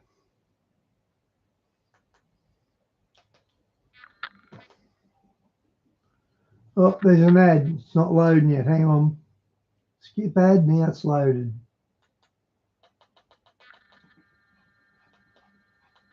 We'll get our political updates from this guy because he knows better than anyone, I think. This CIA operative came out, said something pretty strange recently. And right after he said in days, this just happens to be here on it. And his name is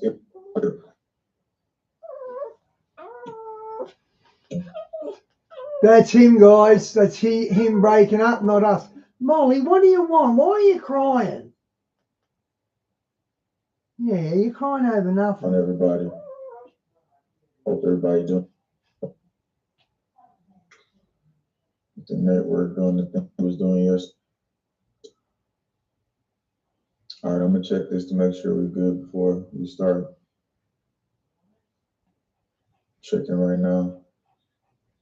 What's going on, everybody in? I got all the information for you tied together. I put a bunch of pieces of information. All right, so it looks like we can go ahead and get this thing started. All right, this CIA operative came out saying something very strange, and he said this days before we got a lot of situations happening. Listen to what he says. Do you believe right now Iran is in the planning or execution stages of cyber attacks against the United States? Yep. Absolutely. I wish this wasn't the truth, but I believe within the next 30 days, you're going to see a massive cyber attack. All of the indications are there. Everyone's ganging up on Iran. And there's not much you can do about it. They cut your grid off, you're doomed. And you're seeing a lot of tension building, and they cannot compete on the military front. On the physical front, with airplanes, weapons, there's no way they can compete with the United States and Israel. But on cyber, that's good to know. So they're going to take it out without 30 days through cyber. Take them out before the 30 days are up. Problem solved. They are very, very advanced. Remember, Stuxnet would attack their nuclear reactor. They were a victim of a cyber attack, get access to all the code. So they actually, all the code that was used to break into their nuclear reactor, they now took that and they can use that against us to break into our nuclear reactors. No. And he's like this, he's like, their own weapons are used on them. Yeah, and that's the point, in like 30 days. And so again, like a huge setup. This sounds like pretty much they knew something was coming and they was ready to set us up. And that's why today we found out more reports. And when did this guy say this? Okay, so it was June 19th, he said that. And then we started experiencing some. All right, so we're back. Now I'm gonna let you see this this one video clip real quick that just happened recently. Another grid hit, another fire, and we're gonna match this up with multiple areas.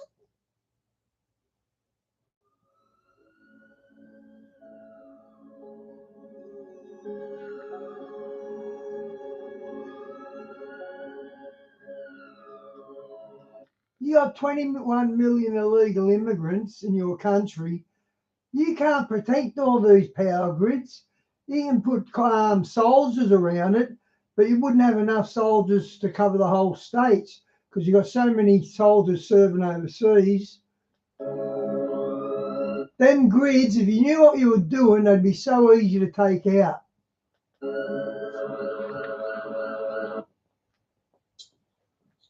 We gotta look at this really quick right here because we're the only one covering this right now, and let's see specifically what they said about this situation. And even Ohio having shutdowns, we'll talk about that.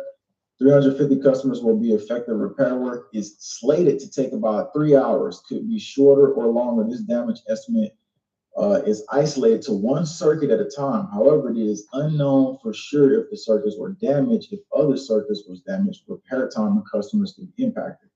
Interesting that they say circuits, because I was looking into something, and we just had a hack attack today. I'm going to take you to that. Just like the military guy was saying, he said, we're going to have way bigger issues than just protests coming up. And that was a cryptic message what a military member sent out, and I was telling y'all about that.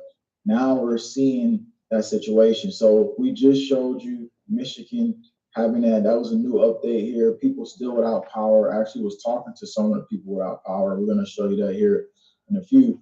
But let's go to Cleveland, Ohio in a few.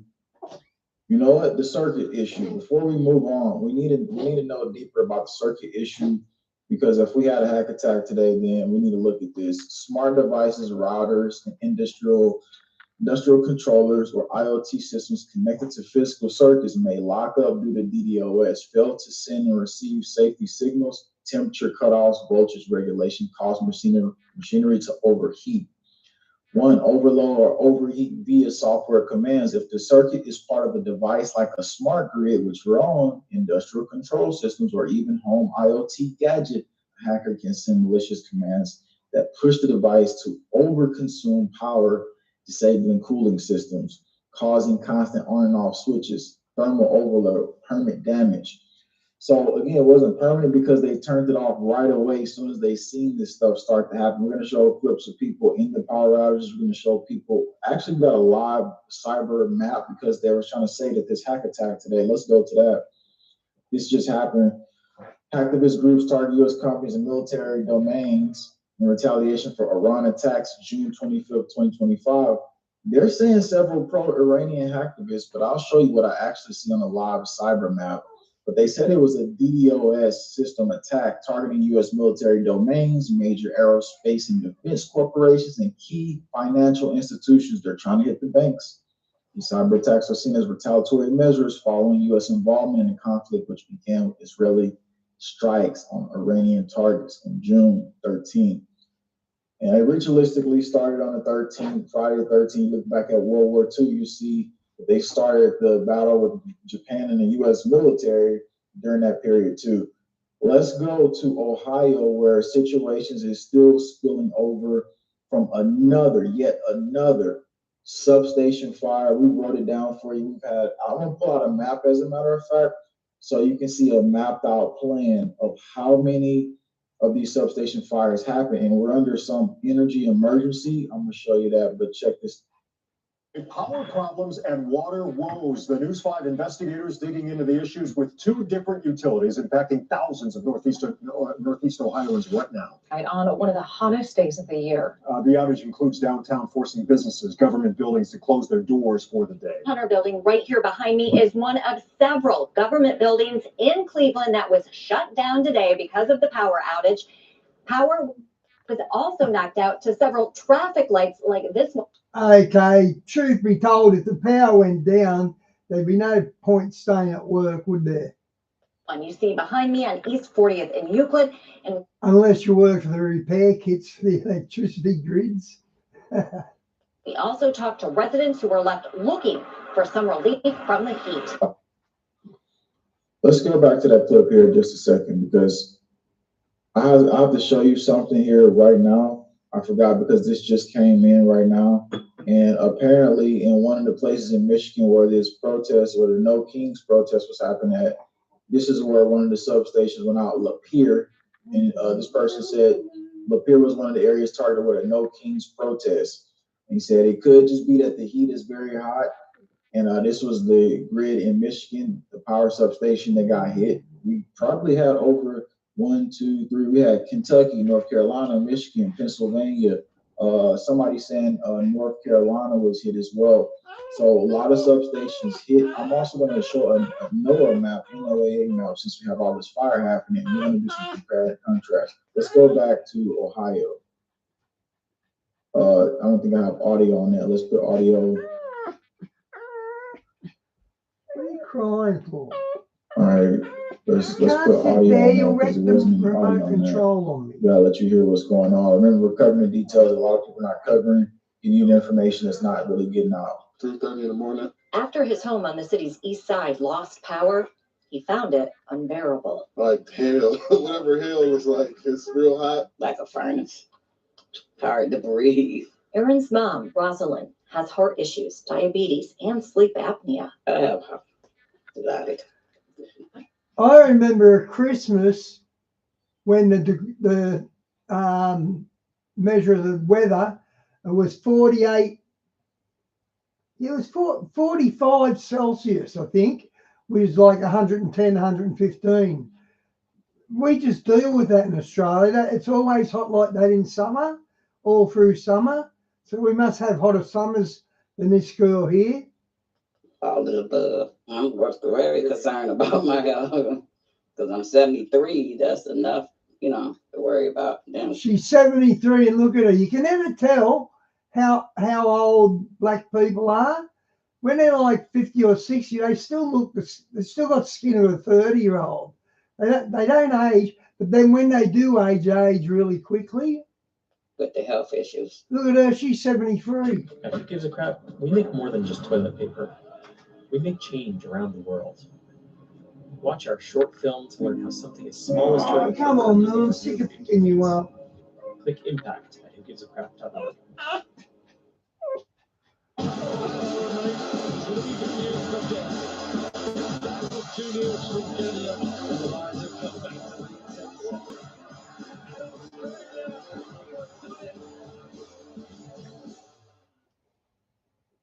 So you've turned 45 and have early stage bowel cancer. You just don't know it. Bowel cancer takes more lives than breast, prostate, or... The live map right now because they said it's... In Australia with bowel cancer, when you're over 45 or 55, I'm not sure which it is, they send you a screening kit every 2 years because it's cheaper to pay for everyone to get tested for prostate cancer or whatever. It's easier to pay them like that rather than treat them later on when they're worse. That's why they do it like that. Both Iranian hackers. Well, when I look at the map here, when I look at the live cyber map, that's not what I'm seeing. Look, so from today, the last few hours, United States was hitting Turkey. United States was hitting Trinidad. There was a lot of United States hitting Nepal as well, another place in India. China. What's he mean by hitting? Didn't hit anybody. I didn't see any coming from Iran at all. The United States hitting Hong Kong. You can see it. And then the more interesting one was that Israel, you'll see here in just a few, Israel actually launched a pretty much hack attack towards us, but yet we're being told that it's pro-Iranian hacktivists, and it just sounds like a huge lie has been told here. As we go into these substation attacks and more of these situations keep occurring. Now, here's one of the counties. It's called Adams County in Kentucky. I actually God bless. One of the people there, and I want you to see something really quick because theirs went out twice. So they had an initial fire, and people saying, "Well, it's real hot. That's why it's happening." But she said, no, they had a second fire at nighttime when it wasn't even that hot. Here is the substation close up. They gave me photos. And so you can see the oil leaking all out of it. You can see where the fire is at. You can see a little smoke at the top of the substation. And this was in Pennsylvania. This one was in Pennsylvania right here. I asked this question. She said, "That's it. Hey, we finally got it back on. I need to pull that back up." Stop it. The whole time, I guess y'all didn't even hear me talking at all when I was on that part. But basically what I was saying was that that area right there was a specific area in Pennsylvania where the oil was leaking out of there and all of that stuff was happening. And let me go back to that. What I was talking to this person where she was saying that they had a second time it went out. So it went out twice. Okay, yeah. So anyway, I can't pull it up right now, but I'll just tell you. She said it went out twice. You'll have to rewind the video later. And she said it was at nighttime, which is interesting because people were saying it's so hot, and the heat wave probably plays a little factor into this. I'm not saying it don't, but I think that's a huge cover up for them to do this. Here's somebody else in North Carolina. An hour ago said I live in North Carolina, and in my subdivision, they said we. I don't think they meant to say we, but 2 transformers blew up just my subdivision. I work 5 miles away, and the lights keep flickering on and off. I can't wait for fall. So apparently in North Carolina, this is another situation that we're dealing with, and I'm getting more information in from people as we speak. You need to let me know something here in the chat, but I'm gonna give you this information really quick. So we need to look at this emergency we're under that a lot of people don't know, and it's from today. It was from the 24th, and it was from basically to the 25th. And they said Southeast Power Grid, I'm at heat wave. They're gonna do this, but also we're in the middle of this crisis, which is interesting. So NOAA released this, and you can see all the areas where the record high temps at. I created my own map to show you where all the substation fires is happening at. You can see right there, all the points are close to these areas where the heat waves are picking up at. But let's be honest, let's really war game this and think about it. If you were a cyber attacker or a hacker, to cover up your moves, to cover up your steps, and especially if you work inside of our own government, it would be so easy for you to start doing that during the temp so people can say, yeah, well, it's just the temperature's getting high. Well, when I've looked at this in the past 8 years, researching all those, I've seen substations get hit throughout time. I didn't see them get hit. We had 1, 2, 3, 4, 5 already in a month. In a week, as a matter of fact. I haven't seen that. So here it is right here. We're going to take it to one of the captains, one of the fire captains. This was, I believe, in Adams County, and we'll let you see this one really quick. So 5,000 power outages in Adams County as this week's heat wave continues on. Thousands of residents are without power after fires at 2 Med substations. Fire crews say they are providing cooling shelters to those without power. We have the ability that people can come in, cool down. We have outlets that they can power their mobile equipment up and everything. And first responders are also asking residents to be careful using portable generators. They can pose fire.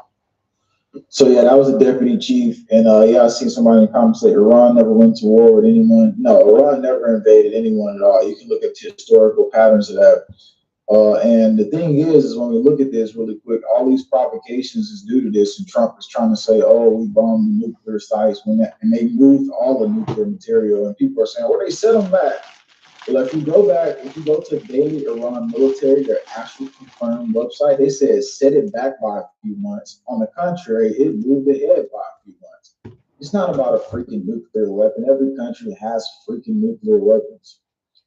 So again, I don't think I even had my audio on when I was doing that. And what I said there was that that's insane. Every country's got atomic weapons, nuclear weapons. That's probably true. They're trying to say that the nuclear weapons was hit when in fact Iran moved that before it was even hit. And then on their confirmed website you just saw, it came out and said, y'all didn't move anything back. It actually helped progress further. And it's not about a nuclear weapon. We already know that. This was the final plan, the final agenda, and this is what they're playing out right now. So we're in the midst of all of this.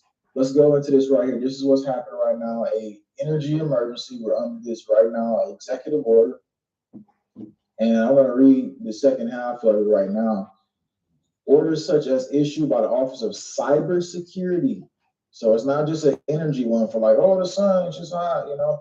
Energy security, emergency response are in accordance with President Trump's executive order declaring a national energy emergency. So he slipped that in while he said, we're just doing this for the power grid, but actually he did it for cyber and everything else. And we will ensure the availability of generation needed to meet high electricity demand and minimize the risk of blackouts. The order is in effect from June 24th to 25th. So I'm guessing they knew exactly on this date that we would be facing cyber hits across America. And again, this was something in the UK I seen too, where they were having substation hits be a problem for them. So not just America, substations across, you got UK areas where there's like a lot of that stuff happening. And I'll show that on screen so you can see that it's not an isolated scenario. Britain substations are bursting into flames. The reason might be more worrying than Russians. Going deeper into this whole scenario and analysis, you need to see what people are saying, and they're showing you on the ground how things are going, so you can see what this story is evolving into.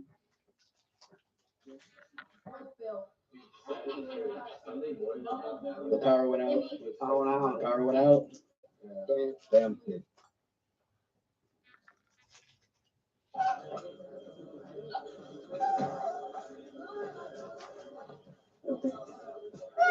All right, everything's $3.99 because I went out to fucking store. Help me, Lord. Guide me. I don't think you can buy anything back. But this is all. Ain't that some shit? Again, all this in the span of a week. An escalatory cycle. For you in the chat right now, do you see this as normal or not? Because to me, I've seen a lot of these scenarios, but this right here, as we move into the next picture too, another picture that they could have targeted for another attack that we're looking at right now. We're not 100% sure, but to me, it kind of makes sense because it is a food facility, not just any food facility. Look at this food facility. It was just hit today, and I'll tell you what type it is and probably why it was hit. And an emergency $62 million was just put in for something biological here. We got to talk about that coming up, so you want to stick around.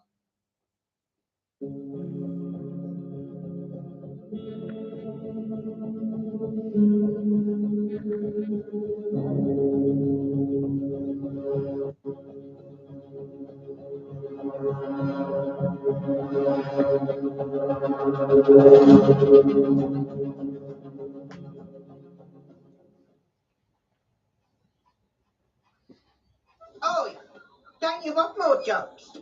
Start with Andrews. Whatever you think, there's a banana to make your body sing. This is the biggest mistake women make when trying to lift sagging skin and how to fix it today. The best way to tighten sag. Here, the ceiling looked and melted down because what happened was the explosion hit and the ceiling collapsed. It looked like an older ceiling. What type of plant was this though? Let's get into that. So this is what type of plant it was. Seabrook's farm, originally established, the Charles F. Seabrook, was once the largest farm in New Jersey. A major player in the national frozen vegetable industry. At its peak, it encompassed 50,000 acres. This is the place that just got blasted right now. We got more information to tell you about it. So let me read this while you see that on screen. While the original Seabrook Farms entity has changed ownership and scale, Seabrook's Brothers and Sons, a family-owned business, continues the legacy growing, processing, and freezing over 150 million pounds of vegetables annually. So this was a third of the nation's frozen vegetables. You do understand that, right? Now in the comment section right now, does that sound strategic? Or that sounds like, oh, it's just a coincidence. It's just a coincidence that they hit that facility. All right, just calm down. You know, it's like conspiracies. It's ridiculous how you can tell people all this and show them all this. They still go right back to bedtime, nap time. Now here's okay. So there's one thing you can't do: decent impressions. Here's another thing that is really interesting because this contract was done while nobody is. All right, mic back on. Look like he had been on for a second. So nobody was paying attention to this, and this was just put in. So I'm going to show you this right now because this is very critical to whatever they believe is coming. 62.4 million contract. Emergent Biosolutions secures 62.4 million modification botulism antitoxin heptavalent So what is this to bolster U.S. biodefense? So it says that what we have here, I'm not going to read all this, I'm just going to read the most important parts. This modification extends their existing 10-year contract supplying BAT treatment for symptomatic botulism, exposure to neurotoxin serotypes A through G in both adults and children. The contract reinforces the U.S. government commitment to maintaining critical medical countermeasures in the biodefense stockpile. Emergency Solutions will leverage its North American supply chain to deliver its life-saving solution, contributing to public health protection and global emergency preparedness. So when I heard that, I was like, okay, what are we talking about here? What are we actually talking about here? So we got to look deeper into this so that we can see what are we talking about here. Symptomatic botulism refers to observable signs, symptoms resulting from botulism toxin, which affects nervous system, causing muscle weakness or paralysis, and could be potentially fatal. Now look further on CDC. It says botulism as a biological weapon produced by bacteria. You can see on the screen, most potent toxin known, and is considered a potential bioterrorism agent. It can be used as a weapon by being released as an aerosol, which is by sky, or by contaminating food or water. And again, this reminds me of a document in the National Biodefense where apparently July 4th is supposed to be the date, but I don't believe that to be a fact. I believe that they're saying that it was micro scale attacks that was supposed to happen. And this is probably something they're securing because of that scenario. And as we see, the troops keep continuously out of movement. So they're not protecting the grid. This tells you that the top chain of command in the United States is corrupt, because they got them at these little distraction protests when they should be looking at grids, when they should be looking at a lot more than this. There's going to be sleeper cell attacks, a lot more stuff going on. Now, a lot of people was hearing in New York this thunder in the sky, this kaboom, and they was thinking like, oh, is it bombs and stuff like that. Now, I looked at a media release that the military has, and they allow this footage to be released. And I'm going to show you this really quick, because potentially what they could have been hearing is what's also being deployed for wartime operations as we speak.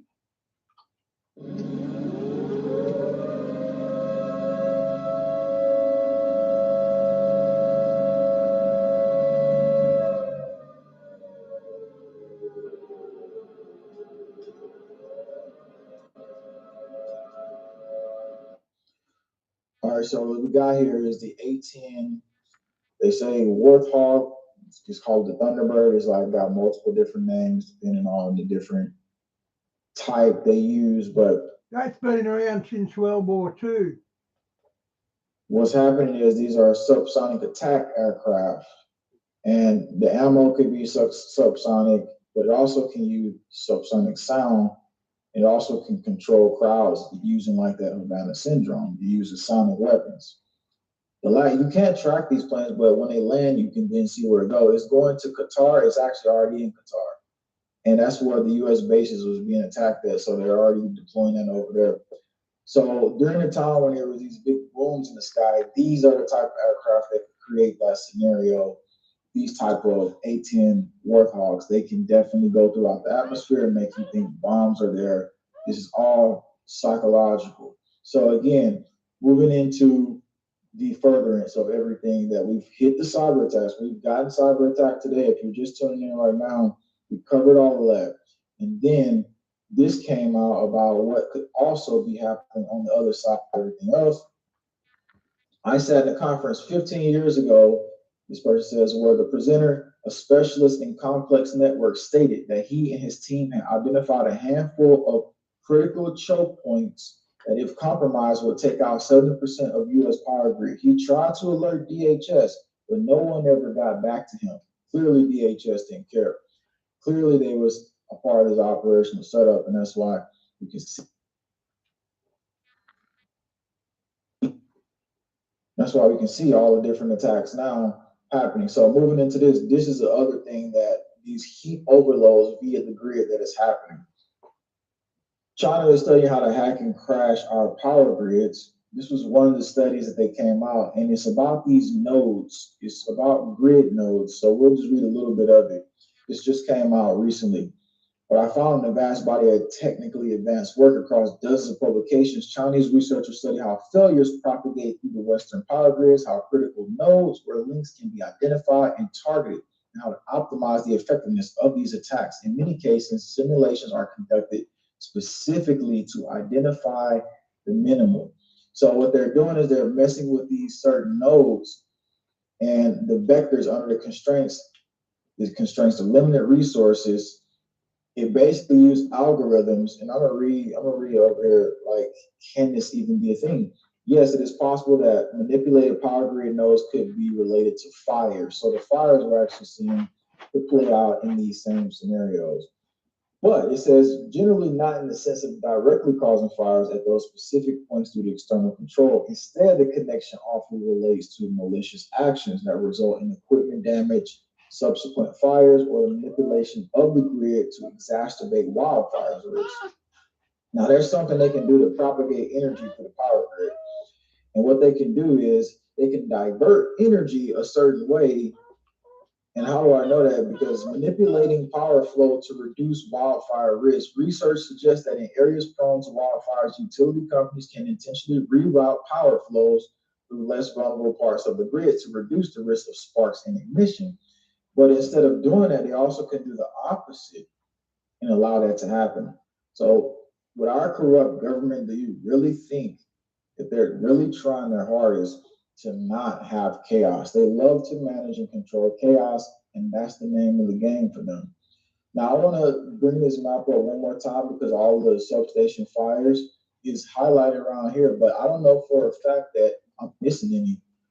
Actually, one was in Indiana, so I did forget to put a dot on that map, but if right now you're having power outage or substation blew up in any of these states that I don't have highlighted on the screen, in the chat, just say, hey, in this area, KS, say KCO, WI, just name your state, drop it down there, because then I have to do further analysis on the situation. Now, what I want to say, from the analysis that we're looking at, from the people that's in these scenarios that we're talking to, that's on the ground, we're not seeing an active player that is going out there doing that unless they're really covert. So that's why I think it's more of a hack situation. I think that it's more of an overload system situation because Indiana tells us that that's outside of the heat zone map we just saw. So that does give it not like, oh, it's just in heat zone. It's a little bit different here. Somebody says problem, reaction, solution. I'm in Michigan, didn't know about this, just got here. Well, yeah, we talked about the county in Michigan where it was exactly hit, and over the next couple of days, weeks, and months, guess what we're going to be doing? We're already actively talking to people. We're already going behind the scenes, getting more information for you. So if you're new here, you need to subscribe.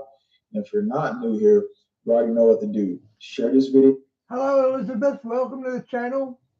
Give it a like because we're going to continue to spread the information here as this continues to go. So we're looking at, let's go back to what the CIA dude said. We're already in a small scale form of these attacks. And I'm going to give you a time period since he said 30 days. So from June 19, let's see, from June 19, let's find out. Let's find out what's 30 days from now. We'll pull that up for you. All right, so 30 days from June 19th, 30 days from June 19th. God dang it. Stop auto-correcting me, man. Autocorrect has gotten really bad lately. All right, so 30 days from that is July 19th. So apparently by July 19th, we're going to be looking at a couple of other things to see what actually plays out. But over the next course of weeks, we're going to continuously still be looking at what are the actual things that is playing out. So here's the big key right now for everybody tuning in. I need your insight in the comments. I need your eyeballs, and so we all can have a real-time update about all of this. So I'm going to be bringing this out throughout the week. And I'm coming back tomorrow with more information. So if you have anything critical sjackson2447@gmail.com, because the distraction Oh, right g'day, now Phil. is us not looking at our water supplies, is not looking at how the I was wondering where you were earlier today, Phil, because we haven't seen you for a few days. Good to see you, bro. grid is being hit and people are in these prolonged scenarios. It's now giving us the ability to understand that they are trying to normalize this psychological state. Doesn't this seem like a normalization? Because all the people who sit there and say, I do one more video with Tony. oh, this is just normal, it baffles me. It makes me like, oh my God, these people are so used to seeing chaos that you now are numb to it.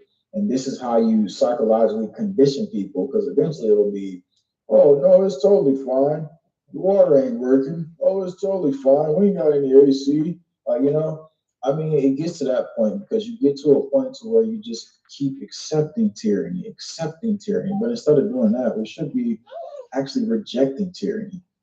And the more each day, each cycle of our life comes through, we got to spiritually connect ourselves to be stronger. We got to detach ourselves from all these events. But at the same time, I'm always here to keep you aware and alert of every single thing as possible. And you are the intel on the ground. And remember, there's so much hidden here that you don't know about if you're new. So click the icon to find out more about this channel that they won't let you know about unless you go and see it. He's a good channel.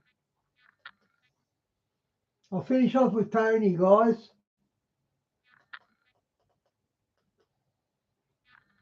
Trading card games your thing? Search eBay, the #1 place where Aussies buy trading cards online.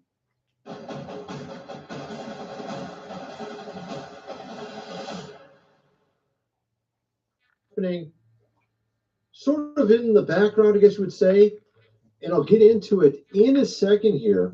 It's a technology that I believe Iran, of course, has that you're not going to believe. And maybe that's what they were dealing with. But like I said, I'm going to get into that in a minute. It ties into something we saw 6 months ago, those drones and orbs. Believe it or not, I'm going to get into it in a second. But I wanted to mention also, on top of this strange technology that I'm going to show you they have, we also have Kim Clement here talking about this specific summer, saying that we're just getting started, my friends. July is going to be strange July, all the way into hypnotic, of course, November. This is supposed to be something huge that happens this summer. June is not even mentioned, okay? What we just saw was not even mentioned.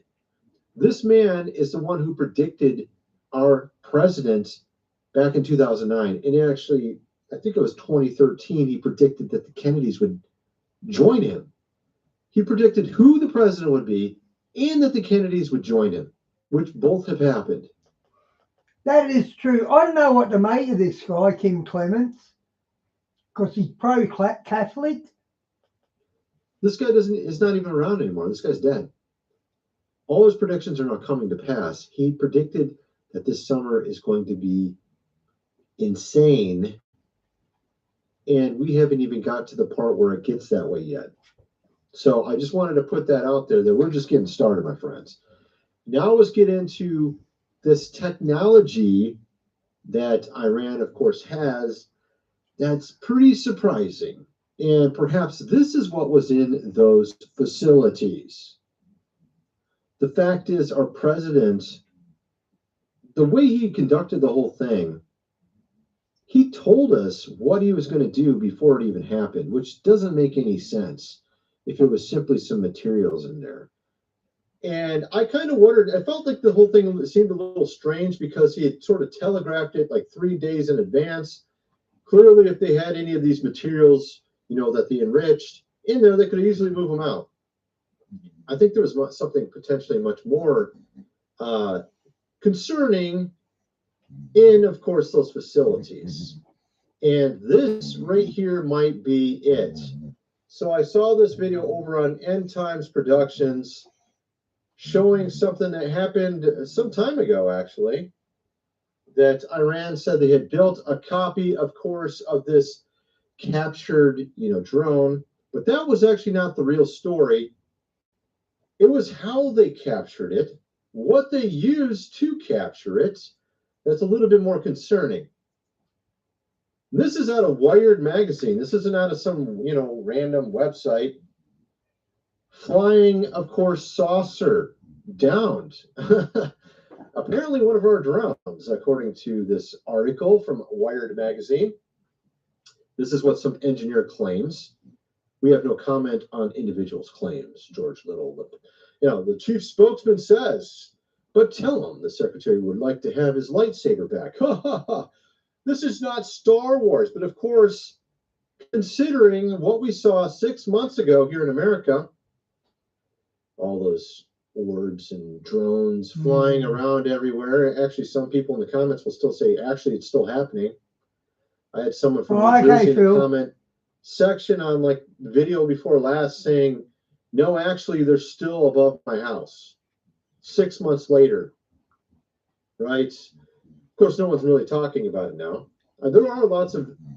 Elizabeth, it also says we're not appointed to wrath. But when the locusts... Oh, shut up, dog.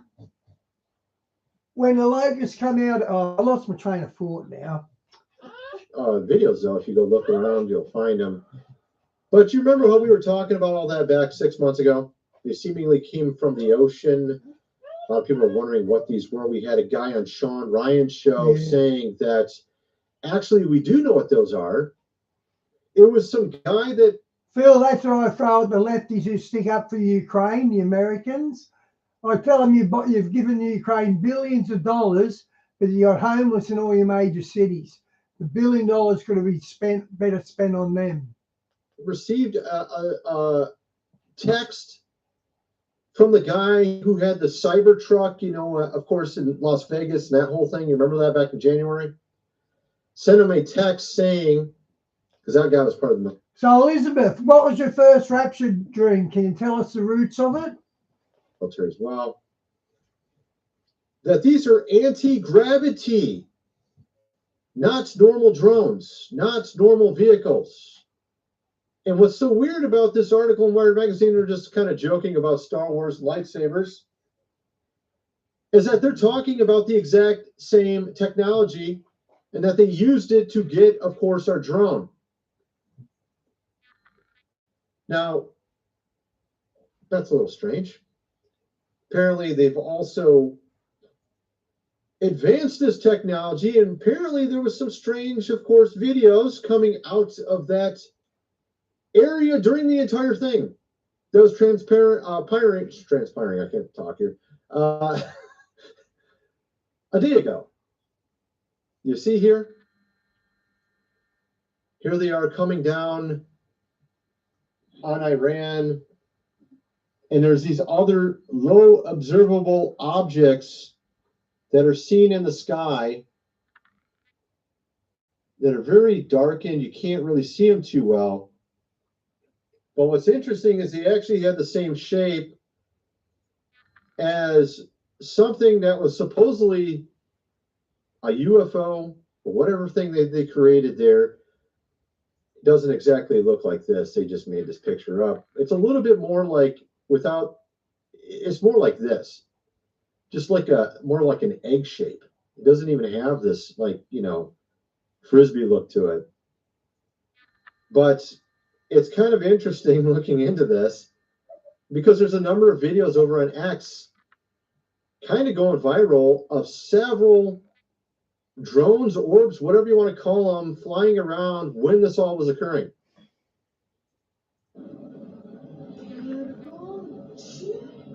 Wow. I guess having a lot of these type of videos, this is where they heightened how it looked. It just looks like an egg. And I saw it over on, let me see if I can go find the picture that he was showing from a long time ago when they actually captured this vehicle. I think it was like 10 years ago. See if I can find that really quick. Can we pause? Can we just pause? There we go. Pause. All right. One sec here. That's the one thing about these. When they load, they just want to do whatever they want to do. Okay, let's see if we can find this picture that he was showing. Where is it? Yeah, here we are. Here it is. Look at that. It looks like an egg. This is the thing they apparently had captured prior to this, and reverse engineered it as well, apparently. Some sort of unidentified, of course, object. We know also, allegedly, the ones that were back 6 months ago were from China. This is what a lot of people are saying. I was kind of speculating that as well. It's interesting. I don't know. Could there be some of this technology that they have discovered, reverse engineered? My background is mechanical engineering, by the way. All you have to have is a couple really brilliant scientists to do it. It is kind of rocket science, actually. But Popping down. Yeah, so of course we have articles even on Wikipedia about this. You're on your own this now. incident back in 2011. It was more than 10 years ago, apparently 14 years ago when they got this drone. Stop it. And it was an advanced one. They took it down somehow. How did they do it? According to this article from Wired, they used their flying, of course, saucer to do it. Ha ha ha, just a joke. You know, and so it's something a little bit different that we haven't seen here. And the reason why I'm looking into this sort of alternative, of course, explanation is because it made no sense what happened. I pointed out how he telegraphed what he was doing 3-4 days in advance. It makes no sense. He completely defied his own advisors. His advisor said, no, they don't have this. And he's like, they're wrong. Well, maybe he was implying that they're wrong about something else being in there. Yeah. I don't know. So I did know that there's some sort of camera. I think it's infrared. I'm not sure, where you can see what's in the sky, the entities in the sky under 3D, or under, yeah. I think that's how they do it. So the question is, could this be related to all those drones and orbs we saw 6 months ago? I don't know. It seems like everybody has this technology now. We just don't. No one knows about it other than those in the know about it, right? And apparently, Iran. A lot of people are not aware, but they are actually much more powerful than people realize. They have 100 million people. They're way bigger than the country that just went after them. Not referring to us, but the other Middle East, of course, country. I'm not going to say their name. I'm sure you know who it is. They're way more powerful with regards to, if they were just those two going against each other, Iran would probably win. They have way more stuff, way more tanks, way more everything than the other country does. It's only because we're behind backing this other country that they're backing down. That's the only reason. And so maybe they actually had gotten some other technology we're not aware of, and we were getting a little bit concerned about that. So here we have a little bit more about this. And actually, I'm going to get into actually a lot more about this. First, I'm going to mention food supply, 25-year shelf life. Link is in the description, 3 months worth for $4.97. You definitely want to get this if you have not already. Look at all the wonderful things happening around us every day. It's wise to be prepared for whatever's next. We never know what it is. Link is in the description. This book here, The Lost Ways, how your great-great-grandfather lived without electricity, how to build a cellar, do things around the house without electricity for weeks. Okay. Rave reviews in the comment section. I have not seen a bad review yet of the book.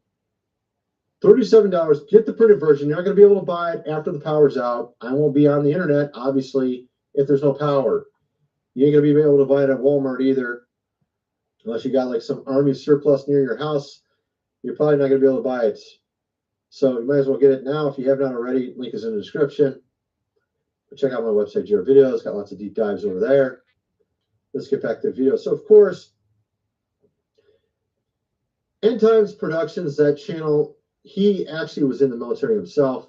So this is something that he discovered. I'm just pointing out, I think it actually makes a little bit more sense. I'm not saying this is what it is, but it makes a heck of a lot more sense than what they've been telling us, because you don't give them 3-4 days way.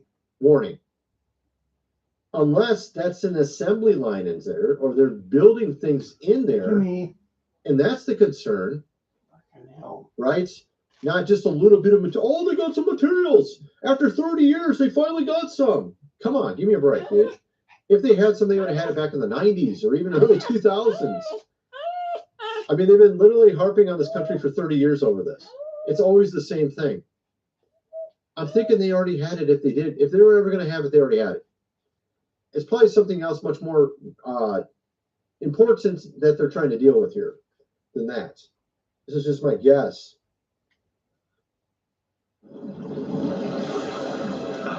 It might look like a beauty, but it's a no from John West. It's what John West rejects that makes John West the best. The same great catch, now in a fresh new pack. The fact that we can still graze sheep underneath them is a great thing, that we're not losing that land underneath it.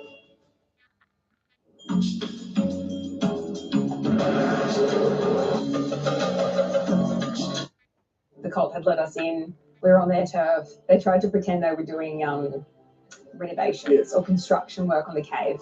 These girls were assaulted. We got a little bit more about this. Keshi isn't interested in any of that, even though his saucers and tractor beams allegedly captured the RQ, of course, 170, majorly cheesing off Washington. Casey hopes his space tech will bring about a new era of international peace and intergalactic exploration. We invite the U.S. GOP and other nations to enter into negotiation with Foundation. So this is from 14 years, no, is this 13 years ago? I think this is 13, 14, something like that. Obviously more than a decade ago. For disclosure of the full space technology to all nations simultaneously, there shall be no more WAR. But instead, we have peace and conquer space and not each other's little piece of lands. So-called nation. This is interesting how this is written. This is from more than a decade ago. Allegedly, they had already had some advanced technology, which, of course, the guy, the Cybertruck guy, remember in Las Vegas? I don't know, that guy back in January. He was saying that China has this technology, America has this technology. He thought only those two countries did. It looks like these guys already had it 10 years ago as well. That's interesting. So, of course, and I'm thinking it's more than just China and us and those guys. Iran, maybe Russia already has, who knows? Maybe multiple countries at this point already have it. We have, of course, the Vladmeister calling up our president, saying he would help on a deal with Iran. And he said to him, no, I don't need help with Iran. I need help with you, as a snarky comment back. This is what he said, he put out. Of course, there's a clip right now that's going viral. Let me play this here. Because, of course, Bibi wasn't happy enough with the deal that was already made. He had to go drop some more on there right after it was signed, of course. And here we have Candace talking about it. It was a bad idea to defy our president this time. Because, of course, he thinks he can just do whatever he wants. Here we have our president talking about it. You don't go out in the first hour and just drop everything you have on him. So I'm not happy with that. After the deal. I'm not happy with Iran either. But I'm really unhappy if Israel's going out this morning because of one rocket that didn't land, that was shot. So, of course, he goes on to say a number of things. And there's actually a funny thing he says here at the end. Check this out. We basically have two countries that have been fighting so long and so hard that they don't know what the fuck they're doing. Do you understand that? Oh, my goodness gracious. Is that the first time a president said that? I think it might be, actually. That's it, I'm done. I think he's a little upset with what's going on. And you know what? I feel like he thinks he was throwing out, he's throwing a bone out to them, trying to get this thing done, wants it wrapped up quickly. They're not having it. So he's getting pretty upset about it. He's getting pretty offended with, of course, Bibi. And he's not happy with the other country either, apparently, because they just keep going. It's like, bro, what is up with you guys? We don't need another world, of course, war. We don't need it. Stop. They don't want to. They don't want. They're too busy doing whatever they're doing. Been fighting too long, like you said. And so now, and so they obviously they want. I'm thinking Bibi, of course, wants more. I think I already know what he wants. He wants the whole area to be friendly to his country. That's what I think he wants.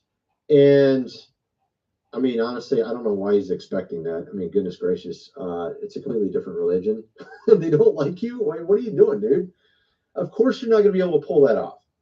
Of course, but like I said, I think in our case, maybe it had something to do with something else. Could have to do with some other technology that they had that they were getting very, very good at. Maybe even assembly lines of these things being made. I don't know. Who knows? I don't know what it was. I kind of don't believe it was some materials that they could move with a 4-day telegraph telling you, oh, we're going to do something to you. Oh, let's just move all this stuff out of here before you do it. Guys, I'm out after this as well. It's got about 5 minutes left. So you saw how it looked.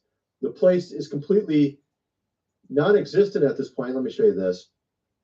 When you look at what this looked like before June 20th, this is what the fuel enrichment facility looked like from a satellite view. Now take a look at what happened here. Every single thing that you see here has been actually changed a bit. When you look at this, the June 20th slide, take a look at the facilities up here and over here. You can see the facility's gone. This is gone. Wow. This right here. It's all gone now. It's completely gone. So like I said, maybe they had been making something else there that they couldn't easily move because it's like an assembly line or whatever they're doing. Just kind of my thoughts on it. I don't know.